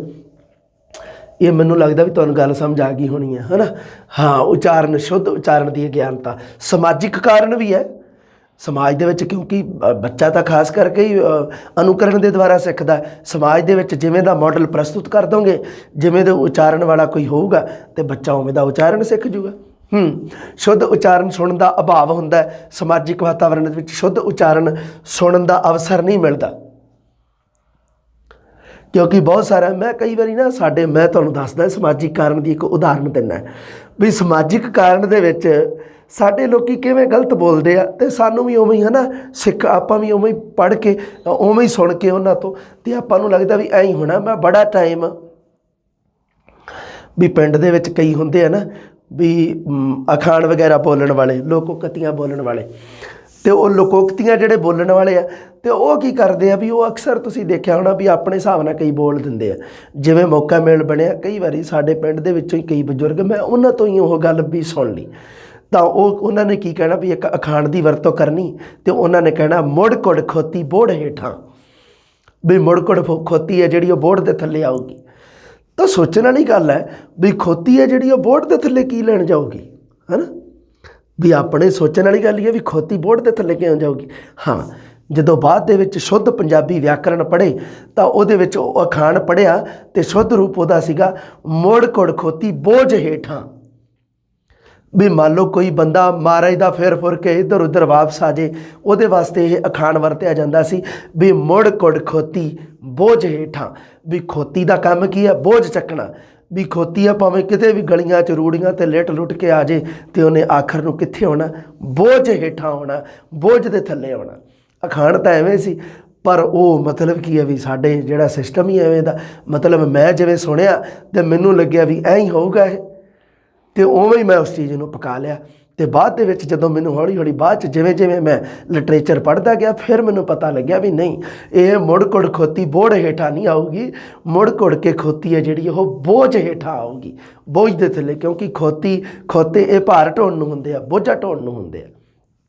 ਇਹਨੂੰ ਕਿਹਾ ਜਾਂਦਾ ਸਮਾਜੀਕਰਨ। ਸਮਾਜੀਕਰਨ ਦੀ ਸਭ ਤੋਂ ਵੱਡੀ ਉਦਾਹਰਨ ਦੇ ਦਿੱਤੀ ਤੁਹਾਨੂੰ। ਅਧਿਆਪਕ ਦੀ ਅਯੋਗਤਾ ਵੀ ਹੁੰਦੀ ਹੈ, ਬਿਲਕੁਲ। ਅਧਿਆਪਕ ਕਈ ਵਾਰੀ ਅਸ਼ੁੱਧ ਉਚਾਰਨ ਬਹੁਤ ਕਰਦਾ। ਮੈਂ ਬਹੁਤ ਅਧਿਆਪਕ ਵੇਖੇ ਐਵੇਂ ਦੇ, ਪੰਜਾਬੀ ਖਾਸ ਕਰ ਜਦੋਂ ਪੜ੍ਹਾਉਂਦੇ ਆ ਤੇ ਪਤੰਦਰ ਸਿਰੇ ਹੀ ਕਰਾ ਦਿੰਦੇ ਆ ਕਈ ਤਾਂ ਕਹਾਣੀਆਂ, ਕਿਉਂਕਿ ਇਹਦਾ ਕੋਈ ਹੈ ਤਾਂ ਹੈ ਨਹੀਂ ਵੀ ਇਹਦੇ 'ਚ ਮਤਲਬ ਕੋਈ ਸਪੈਸ਼ਲ ਕੋਈ ਹੈ ਤਾਂ ਹੈ ਨਹੀਂ ਵੀ ਮੌਖਿਕ ਪ੍ਰੀਖਿਆ ਰੱਖੀ ਆ, ਕੋਈ ਇੰਟਰਵਿਊ ਰੱਖਿਆ ਵੀ ਜਿਹਦੇ ਵਿੱਚ ਵੇਖ ਲੈਣਗੇ ਵੀ ਇਹਨੂੰ ਕੋਈ ਸ਼ੁੱਧ ਬੋਲਣਾ ਆਉਂਦਾ ਵੀ ਹੈ ਕਿ ਨਹੀਂ। ਉਹ ਤਾਂ ਹੈ ਨਹੀਂ ਗਾ। ਉਸ ਮਾਮਲੇ 'ਚ ਅਗਰ ਹੁੰਦਾ ਵੀ ਤਾਂ ਹੋ ਸਕਦਾ ਸਾਡੇ ਵਰਗੇ ਲੱਗਦੇ ਹੀ ਨਾ, ਕੋਈ ਹੋਰ ਹੀ ਲੱਗੇ ਹੁੰਦੇ, ਹੈ ਨਾ। ਕਿਉਂ? ਕਾਰਨ ਕੀ? ਕਿਉਂਕਿ ਇੰਟਰਵਿਊ ਵਗੈਰਾ 'ਚ ਪੈਸਾ ਬੜਾ ਚੱਲ ਜਾਂਦਾ। ਇਹ ਵੀ ਸਮੱਸਿਆਵਾਂ ਬਹੁਤ ਖੜੀਆਂ ਹੁੰਦੀਆਂ ਸਾਡੇ ਦੇਸ਼ ਦੇ ਵਿੱਚ। ਬਿਮਾਰੀ ਕਿਤੇ ਇੱਕ ਥੋੜ੍ਹਾ ਆ, ਲੱਖਾਂ ਬਿਮਾਰੀਆਂ, ਉਹਦੇ ਵਿੱਚ ਇੱਕ ਬਿਮਾਰੀ ਭ੍ਰਿਸ਼ਟਾਚਾਰ ਵੀ ਹੈ, ਰਿਸ਼ਵਤਖੋਰੀ ਵੀ ਹੈ। ਅਤੇ ਹੁਣ ਦੇਖੋ ਜੀ, ਅਧਿਆਪਕ ਦੀ ਅਯੋਗਤਾ ਇੱਥੇ ਪ੍ਰਗਟ ਹੁੰਦੀ ਹੈ। ਤੁਸੀਂ ਦੇਖ ਲਿਓ ਅਧਿਆਪਕ, ਤੁਸੀਂ ਨੇੜੇ ਤੇੜੇ ਦੇਖ ਲਓ ਪੰਜਾਬੀ ਦੇ ਅਧਿਆਪਕ। ਤੁਸੀਂ ਬਾਹਲਾ ਕੀ ਵੇਖਣਾ, ਤੁਸੀਂ ਆਪਣੇ ਆਪ ਨੂੰ ਚੈੱਕ ਕਰਿਆ ਕਰੋ ਵੀ ਤੁਸੀਂ ਅਸੀਂ ਕਿੰਨਾ ਕੁ ਸ਼ੁੱਧ ਪੜ੍ਹਦੇ ਹਾਂ, ਹੈ ਨਾ। ਕਿਉਂਕਿ ਤੁਸੀਂ ਵੀ ਤਾਂ ਗਾਂਹ ਨੂੰ ਇਨ ਫਿਊਚਰ ਦੇ ਵਿੱਚ ਤੁਸੀਂ ਵੀ ਤਾਂ ਬੱਚਿਆਂ ਨੂੰ ਪੜ੍ਹਾਉਣਾ ਹੀ ਹੈ, ਵੀ ਤੁਸੀਂ ਵੀ ਤਾਂ ਸ਼ੁੱਧ ਹੀ ਪੜ੍ਹਾਓਗੇ। ਅਤੇ ਹੁਣ ਇੱਥੇ ਦੇਖ ਲਓ ਜੀ, ਯੋਗਤਾ ਅਸ਼ੁੱਧ ਰੂਪ ਵਿੱਚ, ਕਿਉਂਕਿ ਜਿਹੜਾ ਅਧਿਆਪਕ ਨੇ ਬੋਲਤਾ ਵਿਦਿਆਰਥੀ ਨੇ ਅਨੁਕਰਨ ਕਰਕੇ ਗ੍ਰਹਿਣ ਕਰ ਲਿਆ, ਜਿਵੇਂ ਦਾ ਬੋਲਤਾ ਉਵੇਂ ਦਾ ਗ੍ਰਹਿਣ ਕਰ ਲਿਆ। ਐਵੇਂ ਕਰਕੇ ਬਹੁਤ ਵਿਦਿਆਰਥੀ ਐਵੇਂ ਗਲਤੀ ਕਰਦੇ ਮੈਂ ਦੇਖਿਆ। ਬਸ ਉਹਨਾਂ ਦੇ ਪੱਕੇ ਹੋਏ ਆ, ਕੋਸ਼ਿਸ਼ ਨਹੀਂ ਕਰਦੇ, ਉਹ ਕੋਸ਼ਿਸ਼ ਕਰਨਾ ਨਹੀਂ ਚਾਹੁੰਦੇਗੇ। ਐਵੇਂ ਬਹੁਤ ਸਾਰੇ ਅਧਿਆਪਕ ਤੁਸੀਂ ਦੇਖ ਲਿਆ ਆਪਦੇ ਨੇੜੇ ਤੇੜੇ ਪੰਜਾਬੀ ਦੇ ਆ ਜਿਹੜੇ ਉੱਚੀਆਂ ਪੋਸਟਾਂ 'ਤੇ ਆ। ਇਹ ਹੋ ਜਾਂਦਾ, ਅਕਸਰ ਹੋ ਜਾਂਦੀ ਹੈ ਇਹ। ਠੀਕ ਹੈ, ਗਲਤੀਆਂ ਦਾ ਪੁਤਲਾ ਹੈ ਇਨਸਾਨ। ਮੈਂ ਐਵੇਂ ਨਹੀਂ ਕਹਿੰਦਾ ਵੀ ਮੇਰੇ ਤੋਂ ਕੋਈ ਗਲਤੀ ਨਹੀਂ ਹੁੰਦੀ, ਗਲਤੀਆਂ ਹੋ ਜਾਂਦੀਆਂ, ਪਰ ਉਸ ਗਲਤੀ ਨੂੰ ਸੁਧਾਰਨਾ ਨਾ, ਇਹ ਬਹੁਤ ਵੱਡੀ ਗਲਤੀ ਹੈ। ਮੈਂ ਕਹਿੰਦਾ ਇਹ ਬੇਵਕੂਫੀ ਹੈ। ਇਸ ਕਰਕੇ ਥੋੜ੍ਹਾ ਜਿਹਾ ਇਹਨਾਂ ਚੀਜ਼ਾਂ 'ਤੇ ਖਾਸ ਧਿਆਨ ਦੇਣ ਦੀ ਲੋੜ ਆ। ਅਧਿਆਪਕ ਦੀ ਅਯੋਗਤਾ ਦਾ ਵੀ ਬਹੁਤ ਤਕੜਾ ਹੱਥ ਹੈ ਵਿਦਿਆਰਥੀ ਦੇ ਅਸ਼ੁੱਧ ਉਚਾਰਨ ਦੇ ਵਿੱਚ। ਮਾਪਿਆਂ ਦਾ ਲਾਡ ਪਿਆਰ ਵੀ ਹੈ ਜੀ। ਆਹ ਦੇਖੋ, ਮੈਂ ਉਦਾਹਰਣ ਵੀ ਪਾਇਆ, ਨਹੀਂ ਮੈਂ ਹਜੇ ਖੱਖੇ ਨੂੰ ਥੱਥਾ ਵੀ ਕਰਾਊਂਗਾ। ਹਜੇ ਬਚਪਨ ਵਿੱਚ ਬੱਚੇ ਵੱਲੋਂ ਤੋਤਲਾ ਬੋਲਣਾ, ਇਸ ਤੋਤਲੇ ਉਚਾਰਨ ਨੂੰ ਦੁਹਰਾਉਣਾ, ਹੈ ਨਾ। ਵੀ ਹੁਣ ਤਾਂ ਸਿਸਟਮ ਐਵੇਂ ਹੋ ਗਿਆ ਵੀ ਮੰਨ ਲਓ ਬੱਚਾ ਜਿਹੜਾ ਮਾਪਿਆਂ ਦਾ ਲਾਡਲਾ ਬੱਚਾ, ਅਤੇ ਜਿਹੜਾ ਹੈਗਾ ਬੱਚਾ ਲਾਡਲਾ, ਅਤੇ ਵੈਸੇ ਹੀ ਉਹਨੂੰ ਹੈ ਨਾ ਵੀ ਉਹਨੂੰ ਆਪਾਂ ਮੇਰਾ ਨੋਨਾ ਹੈ, ਮੇਰਾ ਮੋਨਾ ਹੈ, ਐਵੇਂ ਕਰਕੇ ਬੱਚੇ ਨੂੰ ਪਾਲਿਆ ਹੁੰਦਾ। ਤਾਂ ਬੱਚਾ ਵੀ ਅੱਗੋਂ ਲਾਡ ਪਿਆਰ ਦੇ ਵਿੱਚ ਉਹ ਜਿਹੜਾ ਮਤਲਬ ਕੀ ਆ ਵੀ ਭੂਏ ਚੜ੍ਹਨਾ ਜਿਹਨੂੰ ਕਹਿੰਦੇ ਆ, ਸਾਡੇ ਹੈਗਾ ਇੱਕ ਮੁਹਾਵਰਾ ਵੀ ਭੂਏ ਚੜ੍ਹ ਕੇ ਰਹਿੰਦਾ ਬੱਚਾ। ਫਿਰ ਉਹ ਜਿਵੇਂ ਦਾ ਮਤਲਬ ਉਹ ਬੋਲੀ ਜਾਂਦਾ ਅਤੇ ਬਸ ਉਵੇਂ ਦਾ ਹੀ ਉਹਦੇ ਉਚਾਰਨ ਸੈੱਟ ਹੋ ਜਾਂਦਾ। ਇਹ ਵੀ ਇੱਕ ਕਾਰਨ ਹੈ ਮਾਪਿਆਂ ਦਾ ਬਾਹਲਾ ਲਾਡ ਪਿਆਰ ਵੀ। ਅਤੇ ਜੇ ਮੰਨ ਲਓ ਵੀ ਆਪਾਂ ਹੁਣ ਜਿਵੇਂ ਆਹ ਅੱਜ ਕੱਲ੍ਹ ਦਾ ਜਿਹੜਾ ਪਿਆਰ ਹੈ ਜਿਹੜਾ, ਅਤੇ ਉਹ ਵੀ ਤਾਂ ਤੋਤਲਾ ਪਿਆਰ ਹੋ ਗਿਆ, ਹੈ ਨਾ। ਆਹ ਵੇਖ ਲਓ ਉਦਾਹਰਣ ਮੈਂ ਤੁਹਾਡੇ ਸਾਹਮਣੇ ਲਿਖੀ ਹੈ। ਤੁਸੀਂ ਦੇਖਿਆ ਨਹੀਂ ਕਿ ਉਹ ਕਈ ਵਾਰੀ ਵੀਡੀਓਜ਼ ਵਗੈਰਾ ਚੱਲਦੇ ਹੁੰਦੇ ਆ, ਉਹ ਕਹਿੰਦਾ ਮੇਲੇ ਬਾਬੂ ਨੇ ਥਾਣਾ ਥਾਇਆ, ਅਤੇ ਇਹ ਕੀ ਹੈ, ਤੋਤਲਾ ਪਿਆਰ ਹੀ ਹੈ। ਵੈਸੇ ਇੱਕ ਉਦਾਹਰਣ ਦਿੱਤੀ ਹੈ, ਮੈਂ ਕਿਹਾ ਚਲੋ ਹੋਰ ਨਹੀਂ ਤੇ ਹਾਸੀ ਖੇਡੀ ਇੱਕ ਕਰ ਲਾਂਗੇ। ਹਾਂ, ਵੀ ਹੁਣ ਇਹਦੇ ਵਿੱਚ ਤੁਹਾਨੂੰ ਪਤਾ ਲੱਗੀ ਜਾਂਦਾ ਹੈ ਨਾ, ਆਪਾਂ ਕਿਸੇ ਨੂੰ ਲਾਡ ਨਾ ਕਹੀਏ, ਪਿਆਰ ਨਾਲ ਤੋਤਲਾ ਬੋਲ ਕੇ ਮੇਲੇ ਬਾਬੂ ਨੇ ਥਾਣਾ ਥਾਇਆ, ਹੁਣ ਇਹਦੇ ਵਿੱਚ ਕੀ ਹੈ, ਇਹ ਲਾਡ ਪਿਆਰ ਹੀ ਹੈ ਗੱਲ। ਬਸ ਉਹ ਗੱਲ ਵੱਖਰੀ ਹੈ ਵੀ ਉੱਥੇ ਜਦੋਂ ਬੱਚੇ ਦੀ ਆਪਾਂ ਗੱਲ ਕਰਦੇ ਹਾਂ ਉਚਾਰਨ ਦੀ, ਉਦੋਂ ਮਾਪਿਆਂ ਦਾ ਲਾਡ ਪਿਆਰ ਜ਼ਿਆਦਾ ਹੁੰਦਾ ਹੈ।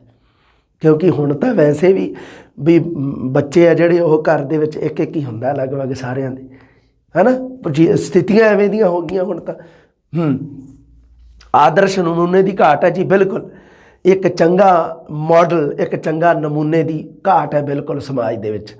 ਅਗਰ ਮੰਨ ਲਓ ਸਕੂਲ ਦੇ ਵਿੱਚ, ਘਰ ਦੇ ਵਿੱਚ ਇੱਕ ਆਦਰਸ਼ ਨਮੂਨਾ ਹੈ ਤਾਂ ਉਸ ਸਥਿਤੀ ਦੇ ਵਿੱਚ ਕੀ ਹੋਊਗਾ, ਸਮਾਜ ਵਿੱਚ ਸ਼ੁੱਧ ਉਚਾਰਨ ਸੰਬੰਧੀ ਆਦਰਸ਼ ਨਮੂਨਾ ਅਗਰ ਹੈਗਾ ਤਾਂ ਸਮਝੋ ਵੀ ਦੂਜੇ ਆ ਜਿਹੜੇ ਅਨੁਕਰਨ ਕਰਨ ਵਾਲੇ ਆ, ਉਹ ਇਹ ਗੱਲ ਸੁਭਾਵਿਕ ਹੈ ਵੀ ਉਹ ਭਾਸ਼ਾ ਨੂੰ ਸ਼ੁੱਧ ਰੂਪ ਦੇ ਵਿੱਚ ਹੀ ਗ੍ਰਹਿਣ ਕਰਨਗੇ।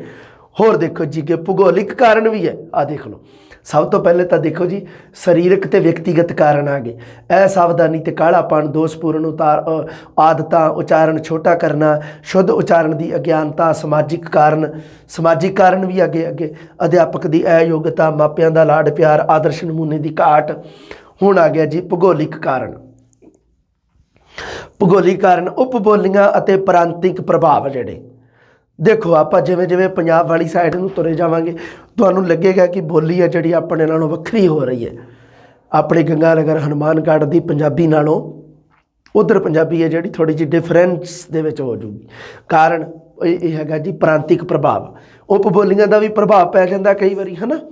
ਹੁਣ ਤੁਸੀਂ ਮਾਝੇ ਦੀ ਪਿਓਰ ਬੋਲੀ ਨਹੀਂ ਸੁਣੀ ਕਿਤੇ। ਮਾਝੇ ਦੇ ਪਿਓਰ ਬੋਲਾਂ ਦੇ ਵਿੱਚ ਆਪਾਂ ਜਦੋਂ ਜਾਈਏ ਤਾਂ ਉਦੋਂ ਉਹਨਾਂ ਦੀ ਫ਼ਰਕ ਬਹੁਤ ਹੈ ਬੋਲੀ ਦਾ, ਅਤੇ ਮਾਲਵੇ ਦੇ ਪਿਓਰ ਦੀ ਉਹਨਾਂ ਦਾ ਵੀ ਬਹੁਤ ਫ਼ਰਕ ਹੈ। ਹੁਣ ਜਿਵੇਂ ਮੰਨ ਲਓ ਵੀ ਹੁਣ ਇਹ ਜਿਹੜੀਆਂ ਚੀਜ਼ਾਂ ਇਹ ਵੀ ਕਿਤੇ ਨਾ ਕਿਤੇ ਭੂਗੋਲਿਕ ਕਾਰਨ ਵੀ ਤਾਂ ਇਹ ਸ਼ੁੱਧ ਭਾਸ਼ਾ ਦੀ ਵਰਤੋਂ ਦੇ ਵਿੱਚ ਆ ਜਾਂਦੀਆਂ, ਹੈ ਨਾ। ਵਿਦਿਆਰਥੀ ਅਕਸਰ ਇਸ ਚੀਜ਼ ਨੂੰ, ਮੰਨ ਲਓ ਕੋਈ ਮਾਲਵੇ ਦਾ ਵਿਦਿਆਰਥੀ ਹੈ, ਸੋਚਣ ਵਾਲੀ ਗੱਲ, ਜਿਹੜਾ ਮਲਵਈ ਸੱਭਿਆਚਾਰ ਦੇ ਨਾਲ ਸੰਬੰਧਿਤ ਹੈ। ਮੈਂ ਵੈਸੇ ਇੱਕ ਕਾਮਨ ਗੱਲ ਕਰਦਾ, ਵਿਦਿਆਰਥੀ ਮਲਵਈ ਸੱਭਿਆਚਾਰ ਦੇ ਨਾਲ ਸੰਬੰਧਿਤ ਹੈ ਅਤੇ ਉਹਦੇ ਵਾਸਤੇ ਕਿਉਂਕਿ ਹੁਣ ਆਪਣੇ ਸਟੈਂਡਰਡ ਰੂਪ ਆ ਜਿਹੜਾ ਟਕਸਾਲੀ ਰੂਪ ਆ ਉਹ ਮਾਝੀ ਦਾ ਮਤਲਬ ਕੀਤਾ ਵਾ ਸੈੱਟ ਬਈ ਮਾਝੀ ਭਾਸ਼ਾ ਦੇ ਆਧਾਰ 'ਤੇ ਬੋਲਣਾ, ਉਹਨੂੰ ਥੋੜ੍ਹੀ ਜਿਹੀ ਪਰੇਸ਼ਾਨੀ ਆਊਗੀ। ਉਹਨੂੰ ਸ਼ਬਦਾਵਲੀ ਹੈ ਜਿਹੜੀ ਉਹ ਸਿਲੈਕਟ ਕਰਨੀ ਥੋੜ੍ਹੀ ਜਿਹੀ ਮਤਲਬ ਉਹਦੇ ਵਿੱਚ ਦਿੱਕਤ ਆਊਗੀ।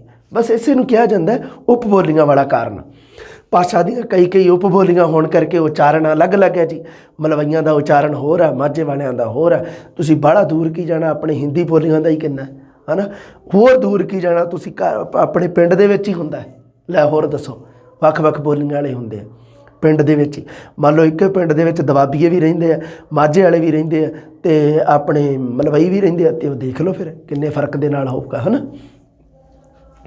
ਬਾਹਰਲੇ ਪ੍ਰਾਂਤਾਂ ਤੋਂ ਆਏ ਜਿਹੜੇ ਮਜ਼ਦੂਰ ਹੁੰਦੇ ਆ ਉਹ ਪੰਜਾਬੀ ਦੇ ਵਿੱਚ ਅਸ਼ੁੱਧ ਉਚਾਰਨ ਕਰਨਗੇ, ਬਿਲਕੁਲ ਕਰਨਗੇ, ਹੈ ਨਾ। ਵੀ ਹੁਣ ਜਿਵੇਂ ਬਿਹਾਰ ਯੂਪੀ ਦੇ ਜਿਹੜੇ ਆ ਜਾਂਦੇ ਆ ਮਜ਼ਦੂਰ ਲੋਕ ਪੰਜਾਬ ਦੇ ਵਿੱਚ, ਅਤੇ ਉਹ ਸ਼ੁੱਧ ਪੰਜਾਬੀ ਥੋੜ੍ਹਾ ਬੋਲਣਗੇ, ਵੀ ਉਹ ਤਾਂ ਆਪਦੇ ਹਿਸਾਬ ਨਾਲ ਉਹ ਮਤਲਬ ਐਡਜਸਟਮੈਂਟ ਜੀ ਕਰਨਗੇ, ਆਪਣੀ ਭਾਸ਼ਾ ਦੀ ਵਰਤੋਂ ਕਰਨਗੇ, ਕੁਝ ਕੁ ਪੰਜਾਬੀ ਦੀ, ਹੈ ਨਾ। ਗੁਆਂਢੀ ਬੋਲੀਆਂ ਦਾ ਪ੍ਰਭਾਵ ਬਿਲਕੁਲ ਪੈਂਦਾ ਜੀ। ਅੰਗਰੇਜ਼ੀ, ਉਰਦੂ, ਫਾਰਸੀ ਅਤੇ ਹੋਰ ਵਿਦੇਸ਼ੀ ਭਾਸ਼ਾਵਾਂ ਦਾ ਪ੍ਰਭਾਵ ਪੈ ਜਾਂਦਾ, ਹੈ ਨਾ। ਪੈ ਹੀ ਜਾਂਦਾ, ਕੋਈ ਦਿੱਕਤ ਨਹੀਂ, ਕੋਈ ਵੱਡੀ ਗੱਲ ਨਹੀਂ, ਨੋਰਮਲ ਜੀ ਗੱਲ ਹੈ। ਇੱਕ ਸਵਰ ਯੰਤਰਾਂ ਦੇ ਵਿੱਚ ਭਿੰਨਤਾ, ਵੱਖ-ਵੱਖ ਭੂਗੋਲਿਕ ਖੇਤਰਾਂ ਵਿੱਚ ਜਲਵਾਯੂ ਅਤੇ ਸਵਰ ਯੰਤਰਾਂ ਦਾ ਪ੍ਰਭਾਵ ਹੁੰਦਾ ਹੈ। ਅੰਗਰੇਜ਼ ਆ ਜਿਹੜੇ ਉਹ ਅੜਾੜਾ ਨਹੀਂ ਬੋਲ ਸਕਣਗੇ, ਤੁਸੀਂ ਦੇਖ ਲਿਓ ਕਦੇ ਵੀ ਅੜਾੜਾ ਅੱਖਰ ਨਹੀਂ ਬੋਲ ਸਕੇ। ਉਹਨਾਂ ਨੂੰ ਕਿਹਾ ਨਾ ਟੰਗੜੀ ਕਬਾਬ ਬੋਲ ਕੇ ਦਿਖਾਓ, ਉਹ ਕਹਿਣਗੇ ਟੰਗੜੀ ਕਬਾਬ, ਵੀ ਉਹ ਬੋਲਣ ਦਾ ਤਰੀਕਾ ਉਹਨਾਂ ਦਾ, ਵੀ ਉਹ ਅੜਾੜਾ ਨਹੀਂ ਬੋਲ ਸਕਣਗੇ, ਹੈ ਨਾ। ਅਤੇ ਕੁਝ ਕੁ ਜਿਹੜੀਆਂ ਉਹਨਾਂ ਦੀਆਂ ਚੀਜ਼ਾਂ ਉਹ ਆਪਾਂ ਨਹੀਂ ਬੋਲ ਸਕਦੇ। ਕਾਰਨ ਕੀ ਹੈ, ਸਵਰ ਯੰਤਰਾਂ ਦੇ ਵਿੱਚ ਭਿੰਨਤਾ। ਅਰੇ ਐਵੇਂ ਹੀ ਹੈ ਨਾ। ਹੁਣ ਰਸ਼ੀਅਨ ਲੋਕ ਆ ਜਿਹੜੇ ਉਹ ਕਿਵੇਂ ਦੀ ਪੰਜਾਬੀ ਉਹ ਕਿਵੇਂ ਦੀ ਅੰਗਰੇਜ਼ੀ ਕਿਹੜੇ ਤਰੀਕੇ ਨਾਲ ਬੋਲਦੇ ਆ, ਤੁਸੀਂ ਦੇਖਿਓ ਕਦੇ। ਰਸ਼ੀਅਨ ਲੋਕਾਂ ਦਾ ਹੋਰ ਤਰੀਕਾ ਹੈ, ਆਸਟ੍ਰੇਲੀਆ ਵਾਲਿਆਂ ਦਾ ਹੋਰ ਤਰੀਕਾ, ਇੰਗਲੈਂਡ ਵਾਲੇ ਹੋਰ ਤਰੀਕੇ ਨਾਲ ਬੋਲਣਗੇ, ਅਮਰੀਕਾ ਵਾਲੇ ਹੋਰ। ਉਹਨਾਂ ਦਾ ਜਿਹੜਾ ਲਹਿਜਾ ਉਹ ਥੋੜ੍ਹਾ ਫਰਕ ਦੇ ਵਿੱਚ ਹੋਊਗਾ। ਅਤੇ ਇੰਡੀਅਨ ਬੰਦਾ ਤਾਂ ਸਿਰਾ ਹੀ ਕਰਾਊਗਾ। ਆਪਾਂ ਤਾਂ ਸਿਰਾ ਹੀ ਕਰਾ ਦਿੰਦੇ ਹਾਂ ਸਾਰਾ ਕੰਮ ਅੰਗਰੇਜ਼ੀ ਵਾਲਾ। ਤੁਹਾਨੂੰ ਪਤਾ ਅੰਗਰੇਜ਼ੀ ਪੰਜਾਬੀ ਵਾਲੇ ਤਰੀਕੇ ਨਾਲ, ਹੈ ਨਾ। ਬਹੁਤ ਸਾਰੇ ਮੈਂ ਵੇਖੇ, ਮੈਂ ਆਪ ਮਤਲਬ ਆਇਲਸ ਕਰਦਾ ਰਿਹਾ, ਆਇਲਸ ਮੈਂ ਕੀਤੀ ਹੋਈ ਹੈ ਅਤੇ 6.5 ਸਕੋਰ ਸੀਗਾ ਮੇਰਾ। ਅਤੇ ਮੈਂ ਬਹੁਤ ਸਾਰੇ ਵਿਦਿਆਰਥੀ, ਬਹੁਤ ਸਾਰੀਆਂ ਟੂਮਾਂ ਐਵੇਂ ਦੀਆਂ ਦੇਖੀਆਂ ਵੀ ਜਿਹੜੇ ਮਤਲਬ ਪੰਜਾਬੀ ਵਰਗੂ ਅੰਗਰੇਜ਼ੀ ਨੂੰ ਬੋਲਣਾ, ਜਿਨ੍ਹਾਂ ਨੇ ਬੜਾ ਮਾਹੌਲ ਬਣਾ ਕੇ ਹੁੰਦਾ। ਇਹ ਕਾਰਨ ਸਵਰ ਯੰਤਰਾਂ ਵਿੱਚ ਭਿੰਨਤਾ ਕਰਕੇ। ਹਾਂ, ਆਰਥਿਕ ਕਾਰਨ ਕਿਹੜੇ ਆ? ਹੀਣਤਾ ਭਾਵ ਭਾਵਾਤਮਕ ਸੁਰੱਖਿਆ ਦੀ ਅਣਹੋਂਦ, ਡਰ, ਹੀਣ ਭਾਵਨਾ, ਮਾਨਸਿਕ ਕਮਜ਼ੋਰੀ ਜਾਂ ਸਵੈ ਵਿਸ਼ਵਾਸ ਦੀ ਘਾਟ ਕਾਰਨ ਬੱਚੇ ਦਾ ਥਥਲਾਉਣਾ। ਧਿਆਨ ਰੱਖਿਓ, ਆਰਥਿਕ ਕਾਰਨ ਵੀ ਹੈ। ਆਪਾਂ ਨੂੰ ਲੱਗਦਾ ਵੀ ਆਰਥਿਕ ਕਾਰਨ ਕੀ ਹੋ ਸਕਦਾ। ਤੁਸੀਂ ਕਦੇ ਦੇਖ ਲਿਓ ਗਰੀਬਾਂ ਦੇ ਬੱਚੇ ਅਕਸਰ, ਕਿਉਂਕਿ ਸਰਕਾਰੀ ਸਕੂਲਾਂ ਦੇ ਵਿੱਚ ਵਿਚਾਰੇ ਹੁੰਦੇ ਹੀ ਗਰੀਬਾਂ ਦੇ ਬੱਚੇ ਹੈ, ਉਹਨਾਂ ਨੂੰ ਕਈ ਵਾਰੀ ਡਰੈਸ ਵਾਸਤੇ ਫੀਸ ਨਹੀਂ ਜੁੜਦੀ, ਕਈ ਵਾਰੀ ਕਿਉਂਕਿ ਸਰਕਾਰ ਨੇ ਕੁਝ ਕੁ ਫੀਸ ਨਿਰਧਾਰਿਤ ਕੀਤੀ ਹੈ ਥੋੜ੍ਹੀ ਜਿਹੀ, ਕਈ ਵਾਰੀ ਤਾਂ ਵਿਚਾਰੇ ਸਾਰਾ ਸਾਲ ਉਹ ਹੀ ਨਹੀਂ ਭਰ ਸਕਦੇ। ਉਹ ਇਹ ਕਈ ਵਾਰੀ ਹੋ ਜਾਂਦਾ, ਬਹੁਤ ਸਾਰੇ ਕੇਸ ਐਵੇਂ ਦੇ ਦੇਖੇ ਆ। ਅਤੇ ਪਰ ਉਹਦੇ ਵਿੱਚ ਕੀ ਹੈ, ਦੇਖੋ ਹੁਣ ਇਹ ਹੈ ਜਿਹੜਾ ਅੱਗੇ ਮੈਂ ਲਿਖੀ ਹੈ, ਨੋਟ ਕਰਕੇ ਗੱਲ, ਵੀ ਥਥਲਾਉਣਾ ਸਰੀਰਕ ਦੋਸ਼ ਵੀ ਹੈ ਅਤੇ ਮਾਨਸਿਕ ਦੋਸ਼ ਵੀ ਹੈ। ਥਥਲਾਉਣਾ ਇੱਕ ਤਾਂ ਸਰੀਰਕ ਦੋਸ਼ ਹੋ ਸਕਦਾ ਹੈ, ਵੀ ਸਰੀਰ ਦੇ ਕਿਸੇ ਅੰਗ ਦੇ ਵਿੱਚ ਦਿੱਕਤ ਆ, ਉਦੋਂ ਥਥਲਾ ਰਿਹਾ ਕੋਈ ਵਿਦਿਆਰਥੀ ਜਾਂ ਬੱਚਾ, ਤਾਂ ਉਹਨੂੰ ਕਿਹਾ ਜਾਂਦਾ ਸਰੀਰਕ ਦੋਸ਼। ਪਰ ਮਾਨਸਿਕ ਮਤਲਬ ਕਿਸੇ ਨੇ ਮਾਨਸਿਕਤਾ ਦੇ ਵਿੱਚ ਹੀ ਬਿਠਾ ਲਿਆ ਵੀ ਮੈਂ ਥਥਲਾ ਕੇ ਹੀ ਬੋਲਣਾ, ਤਾਂ ਉਹਨੂੰ ਮਾਨਸਿਕ ਦੋਨੇ ਚੀਜ਼ਾਂ ਦੇ ਵਿੱਚ ਧਿਆਨ ਰੱਖਿਓ, ਨੋਟ ਲਾ ਕੇ ਲਿਖੀ ਹੈ ਗੱਲ। ਆਰਥਿਕ ਕਾਰਨ ਦੀ ਗੱਲ ਕਰ ਰਹੇ ਸੀ ਆਪਾਂ, ਕਿਉਂਕਿ ਹੀਣਤਾ ਭਾਵ ਵਿਦਿਆਰਥੀ ਦੇ ਵਿੱਚ ਅਕਸਰ ਆ ਜਾਂਦਾ ਹੈ। ਆਰਥਿਕਤਾ ਜਿਹੜੀ ਉਹ ਬੜਾ ਮਹੱਤਵ ਰੱਖਦੀ ਹੈ ਅੱਜ ਦੇ ਸਮੇਂ ਦੇ ਵਿੱਚ। ਫੈਸ਼ਨ ਦੇ ਯੁੱਗ ਵਿੱਚ ਆਰਥਿਕਤਾ ਜਿਹੜੀ ਬਹੁਤ ਮਹੱਤਵਪੂਰਨ ਹੈ। ਫੈਸ਼ਨ ਮੰਨ ਲਓ ਚੰਗੇ ਕੱਪੜੇ ਪਾਏ ਆ, ਡਰੈਸ ਚੰਗੀ ਪਾ ਰੱਖੀ ਹੈ, ਕਿਉਂਕਿ ਡਰੈਸ ਹੈ ਜਿਹੜੀ ਸਕੂਲ ਵਾਲੀ, ਹਾਲਾਂਕਿ ਡਰੈਸ ਕੋਡ ਇੱਕ ਆ, ਪਰ ਫਿਰ ਵੀ ਤੁਸੀਂ ਬਹੁਤ ਸਾਰੇ ਵਿਦਿਆਰਥੀ ਐਵੇਂ ਦੇ ਵੇਖ ਲਿਓ ਵੀ ਜਿਨ੍ਹਾਂ ਦੀ ਵਿਚਾਰਿਆਂ ਦੀ ਡਰੈਸ ਕੱਟੀ ਫਟੀ ਮੈਲੀ ਉਹੀ ਪਾ ਕੇ ਆ ਗਏ, ਸ਼ਾਮ ਨੂੰ ਉਹੀ ਪਾਈ ਹੋਈ ਹੈ, ਕੰਮ 'ਤੇ ਵੀ ਉਹੀ ਪਾਈ ਹੋਈ ਹੈ, ਐਵੇਂ ਵਿਦਿਆਰਥੀ ਵੇਖ ਸਕਦੇ ਹੋ ਤੁਸੀਂ ਐਵੇਂ ਦੇ। ਤਾਂ ਉਹਨਾਂ ਦੀ ਹੀਣਤਾ ਭਾਵ ਹੈ ਜਿਹੜੀ ਉਹ ਅਲੱਗ ਹੋਊਗੀ, ਹੈ ਨਾ, ਕਿਉਂਕਿ ਉਹਨਾਂ ਨੂੰ, ਕਿਉਂਕਿ ਆਪਾਂ ਸਾਰੇ ਬੱਚਿਆਂ ਨੂੰ ਹੁਣ ਸਾਰਿਆਂ ਦੇ ਵਿੱਚ ਨੈਤਿਕ ਗੁਣ ਤਾਂ ਭਰ ਨਹੀਂ ਸਕਦੇ ਆਪਾਂ, ਤਾਂ ਵਿਦਿਆਰਥੀ ਕੀ ਕਰਨਗੇ, ਉਹਨਾਂ ਨੂੰ ਇੱਕ ਦੂਜੇ ਨੂੰ ਮਤਲਬ ਉਹ ਐਵੇਂ ਵੀ ਕਰਨਗੇ ਵੀ ਆਹ ਦੇਖ ਲੈ ਪਤਾ ਨਹੀਂ ਕਿੱਥੋਂ ਮੂੰਹ ਚੱਕ ਕੇ ਆ ਗਿਆ, ਨਾ ਇਹ ਤੋਂ ਹੋਰ ਨਹੀਂ ਤਾਂ ਗੁਰਜੀਆਂ ਨੂੰ, ਮਾਸਟਰਾਂ ਨੂੰ ਸ਼ਿਕਾਇਤਾਂ ਲਾਈ ਜਾਣਗੀਆਂ, ਗੁਰਜੀ ਆਹ ਦੇਖ ਲਓ ਜੀ, ਗੁਰਜੀ ਆਹ ਨਹਾਉਂਦਾ ਹੀ ਨਹੀਂਗਾ, ਗੁਰਜੀ ਦੇ ਸਿਰ 'ਚ ਨਾ ਜੂਆਂ ਪਈਆਂ, ਗੁਰਜੀ ਆਹ ਨਾ ਬੁਰਸ਼ ਨਹੀਂ ਕਰਦਾ, ਐਵੇਂ ਕਰਕੇ ਅਤੇ ਉਹਦੇ ਵਿੱਚ ਹੀਣਤਾ ਭਾਵ ਆਉਂਦੀ। ਹੁਣ ਆਪਾਂ ਬੱਚਿਆਂ ਨੂੰ ਤਾਂ ਕੁਛ ਕਹਿ ਨਹੀਂ ਸਕਦੇ। ਹੁਣ ਜੇ ਮੰਨ ਲਓ ਤੀਸਰੀ ਚੌਥੀ ਪੰਜਵੀਂ ਦਾ ਜਵਾਕ ਆ, ਉਹਨੂੰ ਕੀ ਆਖੀਏ, ਉਹਨੂੰ ਆਪਾਂ ਇਹ ਕਹਿ ਸਕਦੇ ਹਾਂ ਬੇਟਾ ਨਾ ਕਰ, ਐਵੇਂ ਨਹੀਂ ਕਹੀਦਾ ਹੁੰਦਾ। ਛਾਪੇਖਾਨੇ ਦਾ ਪ੍ਰਭਾਵ ਵੀ ਪੈਂਦਾ ਹੋਇਆ ਦੇਖ ਲਓ, ਪ੍ਰਿੰਟ ਮੀਡੀਆ ਦੀ ਗਲਤੀ ਕਾਰਨ ਸ਼ਬਦ ਜੋੜਾਂ ਵਿੱਚ ਅਸ਼ੁੱਧੀਆਂ ਆ ਜਾਂਦੀਆਂ। ਆਪਣੀ ਬੁੱਕ ਦੇ ਵਿੱਚ ਬਹੁਤ ਸਾਰੀਆਂ ਐਵੇਂ ਦੀਆਂ ਗਲਤੀਆਂ ਸੀ ਜਿਹੜੀਆਂ ਪ੍ਰਿੰਟ ਮੀਡੀਆ ਦੀ ਵਜ੍ਹਾ ਦੇ ਕਾਰਨ ਆ ਗਈਆਂ। ਅਸੀਂ ਬਹੁਤ ਪਕੜ ਦੇ ਵਿੱਚ ਕੀਤੀਆਂ, ਫਿਰ ਵੀ ਛੋਟੀਆਂ ਮਾਤਰਾ ਲਗਾ ਮਾਤਰਾ ਵਾਲੀ ਗਲਤੀ ਕਾਰਨ, ਪ੍ਰਿੰਟ ਮੀਡੀਆ ਦੇ ਕਾਰਨ। ਪ੍ਰਿੰਟ ਮੀਡੀਆ ਦੇ ਵਿੱਚ ਜਿਹੜੀ ਚੀਜ਼ ਆ ਤੁਸੀਂ ਹੁਣ ਦੇਖ ਲਿਓ, ਆ ਪੰਜਾਬੀ ਦੀਆਂ ਨਾ ਕਿਤਾਬਾਂ ਚੱਲੀ ਜਾਂਦੀਆਂ ਦੋ ਤਰ੍ਹਾਂ ਦੀਆਂ। ਪੰਜਾਬੀ ਦੀ ਇੱਕ ਪਹਿਲਾਂ ਕਿਤਾਬ ਸੀ ਅਤੇ ਉਸ ਤੋਂ ਬਾਅਦ 9ਵੀਂ 10ਵੀਂ 11ਵੀਂ 12ਵੀਂ 4 ਕਿਤਾਬਾਂ ਜਿਹੜੀਆਂ ਬਾਅਦ ਦੇ ਵਿੱਚ ਛਪੀਆਂ, ਜਿਹੜੀਆਂ ਉਹਨਾਂ ਨੇ ਕੀ ਕੀਤਾ ਪਤੰਦਰਾਂ ਨੇ, ਉਹਦੇ ਵਿੱਚ ਅੜਾੜਾ ਅੱਖਰ ਵਾਧੂ, ਤੁਸੀਂ ਹੋ ਸਕਦਾ ਕਿਸੇ ਨੇ ਐਵੇਂ ਦੀ ਕਿਤਾਬ ਹੋਵੇ ਜਿਹਦੇ ਵਿੱਚ ਅੜਾੜਾ ਅੱਖਰ ਵਾਧੂ ਪਾਇਆ ਹੋਇਆ ਵਿੱਚ ਕਿਤੇ। ਉਹ ਕਾਰਨ ਕੀ ਹੈ, ਇਹਦੇ ਛਾਪੇਖਾਨੇ ਦਾ ਪ੍ਰਭਾਵ।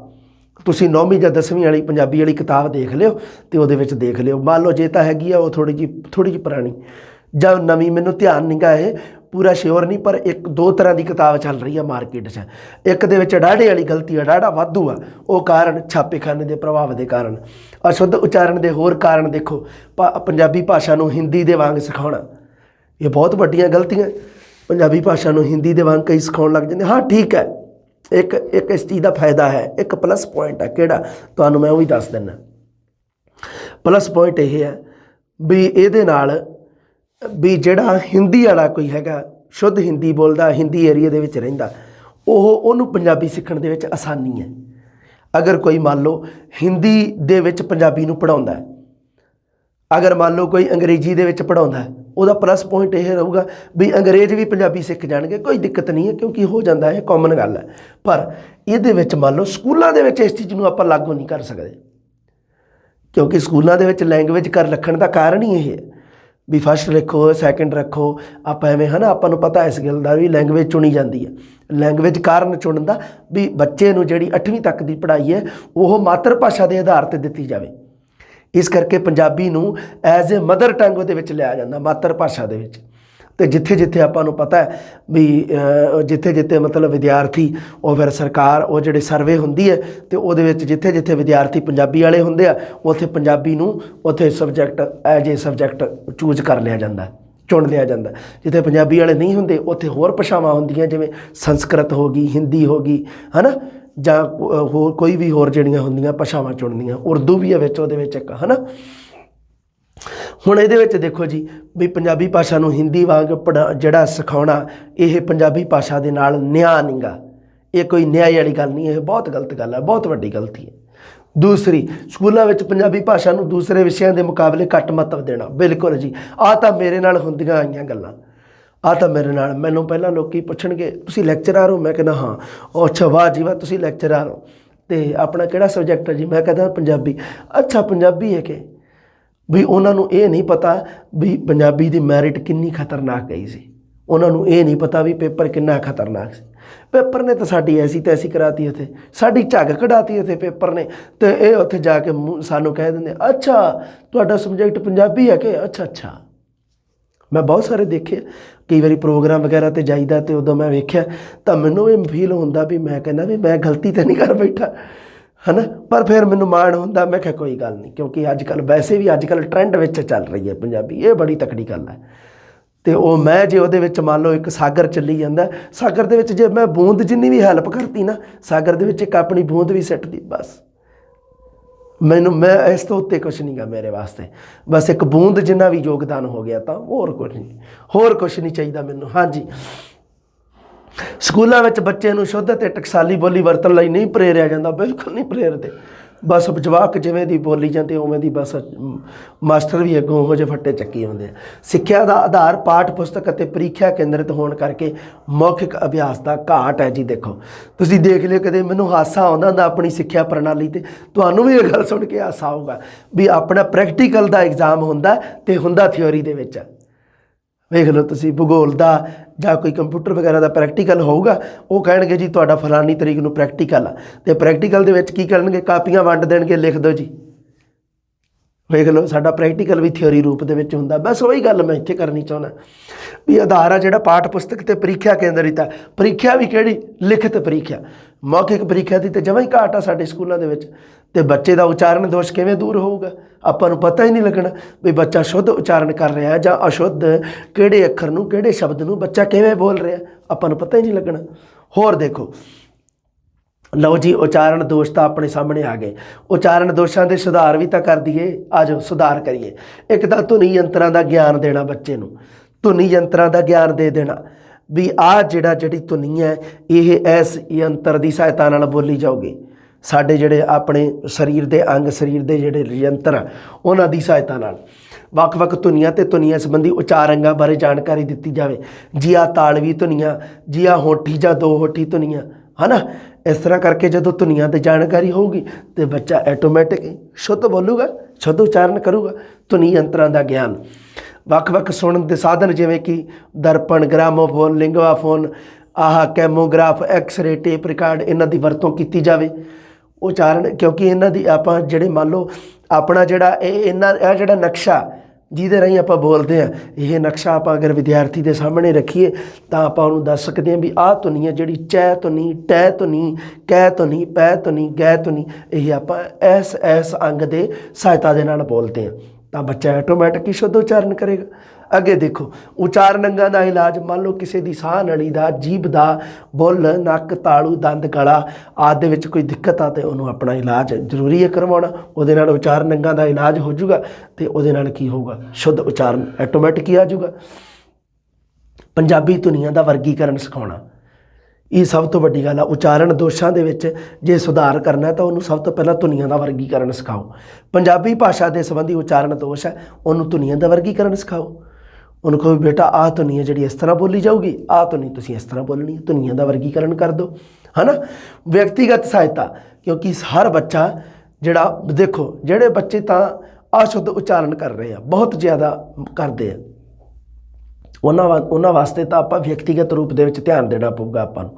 ਇੱਕ ਪ੍ਰਸ਼ਨ ਪੁੱਛਿਆ ਗਿਆ ਸੀਗਾ ਵੀ ਮੰਨ ਲਓ ਜਿਹੜਾ ਜਮਾਤ ਦੇ ਵਿੱਚ ਕੁਝ ਕਮਜ਼ੋਰ ਵਿਦਿਆਰਥੀ ਹੈ, ਕਮਜ਼ੋਰ ਵਿਦਿਆਰਥੀਆਂ ਵਾਸਤੇ ਕੀ ਕਰੇ ਅਧਿਆਪਕ? ਕੀ ਆਪਣੇ ਅਧਿਆਪਨ ਦੀ ਗਤੀ ਹੈ ਜਿਹੜੀ ਉਹ ਘੱਟ ਰੱਖੇ, ਜਾਂ ਕੀ ਕਰੇ ਅਧਿਆਪਨ ਦੀ ਗਤੀ ਤਾਂ ਉਵੇਂ ਹੀ ਚੱਲਦੀ ਰਹੇ ਹੁਸ਼ਿਆਰ ਵਿਦਿਆਰਥੀਆਂ ਦੇ ਬਰਾਬਰ, ਜਾਂ ਐਵਰੇਜ ਚਲਾਉਂਦਾ ਰਹੇ, ਅਤੇ ਜਿਹੜੇ ਨਿਲ ਵਿਦਿਆਰਥੀ ਹੈ, ਕਮਜ਼ੋਰ ਹੈ, ਉਹਨਾਂ 'ਤੇ ਥੋੜ੍ਹਾ ਜਿਹਾ ਵੱਧ ਧਿਆਨ ਦੇਵੇ। ਆਹ ਉੱਤਰ ਸਹੀ ਬਣਦਾ ਸੀ ਇਹਦਾ। ਹੁਣ ਇਹੀ ਗੱਲ ਇਹ ਹੈ, ਅਗਰ ਵਿਦਿਆਰਥੀਆਂ 'ਤੇ ਥੋੜ੍ਹਾ ਜਿਹਾ ਕਮਜ਼ੋਰ ਵਿਦਿਆਰਥੀਆਂ 'ਤੇ ਵੱਧ ਧਿਆਨ ਦਿੱਤਾ ਜਾਊਗਾ ਤਾਂ ਉਹ ਧਿਆਨ ਦੇਣਾ ਕਿਵੇਂ ਹੋਊਗਾ? ਵਿਅਕਤੀਗਤ ਧਿਆਨ ਦੇ ਵਿੱਚ ਆਊਗਾ। ਵਿਅਕਤੀਗਤ ਸਹਾਇਤਾ ਉਚਾਰਨ ਦੇ ਵਿੱਚ ਉਹਨੂੰ ਦੇਣੀ। ਸ਼੍ਰੇਣੀ ਵਿੱਚ ਸਾਵਧਾਨਪੂਰਵਕ ਉਚਾਰਨ, ਇਹ ਗੱਲ ਤਾਂ ਆਪਣੀ ਕਲੀਅਰ ਹੋ ਗਈ। ਅਧਿਆਪਕ ਨੂੰ ਸ਼੍ਰੇਣੀ ਦੇ ਵਿੱਚ, ਜਮਾਤ ਦੇ ਵਿੱਚ, ਕਲਾਸ ਦੇ ਵਿੱਚ ਸਾਵਧਾਨੀ ਦੇ ਨਾਲ ਉਚਾਰਨ ਕਰਨਾ ਚਾਹੀਦਾ, ਸ਼ੁੱਧ ਉਚਾਰਨ ਦਾ ਧਿਆਨ ਰੱਖਣਾ ਚਾਹੀਦਾ। ਸ਼ੁੱਧ ਬੋਲਣ ਵਾਲਿਆਂ ਦੀ ਸੰਗਤ ਕਰਨੀ ਚਾਹੀਦੀ ਹੈ, ਬਿਲਕੁਲ।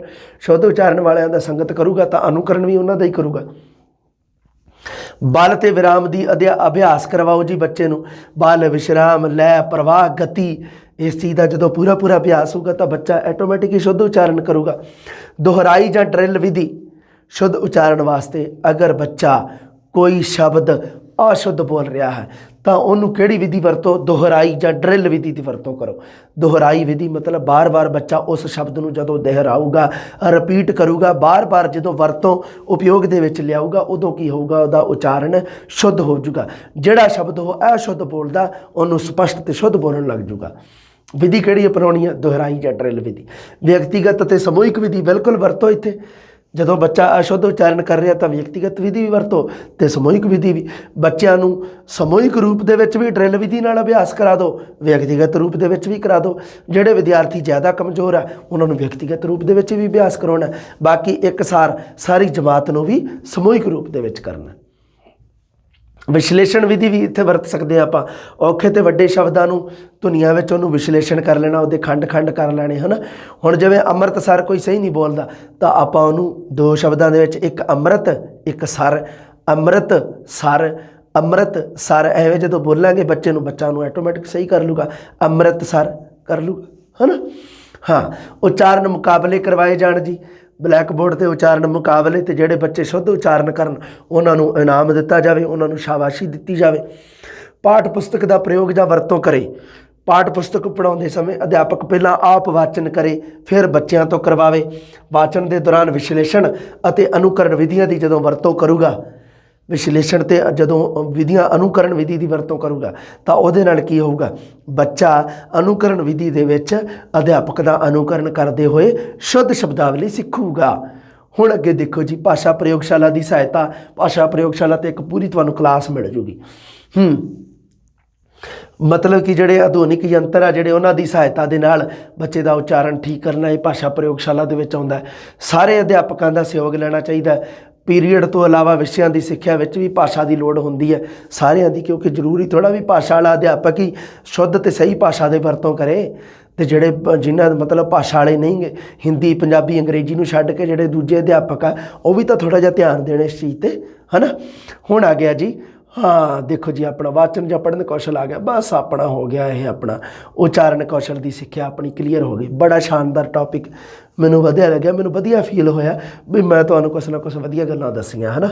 उच्चारण कौशल दे विच जिथे जिथे मैं गल्लां जोर दे के आखियां, जिथे जिथे बल दे के आखियां पूरियां, उत्थे उत्थे रखियो ध्यान, क्योंकि प्रश्न उहदे विचों बनदा है।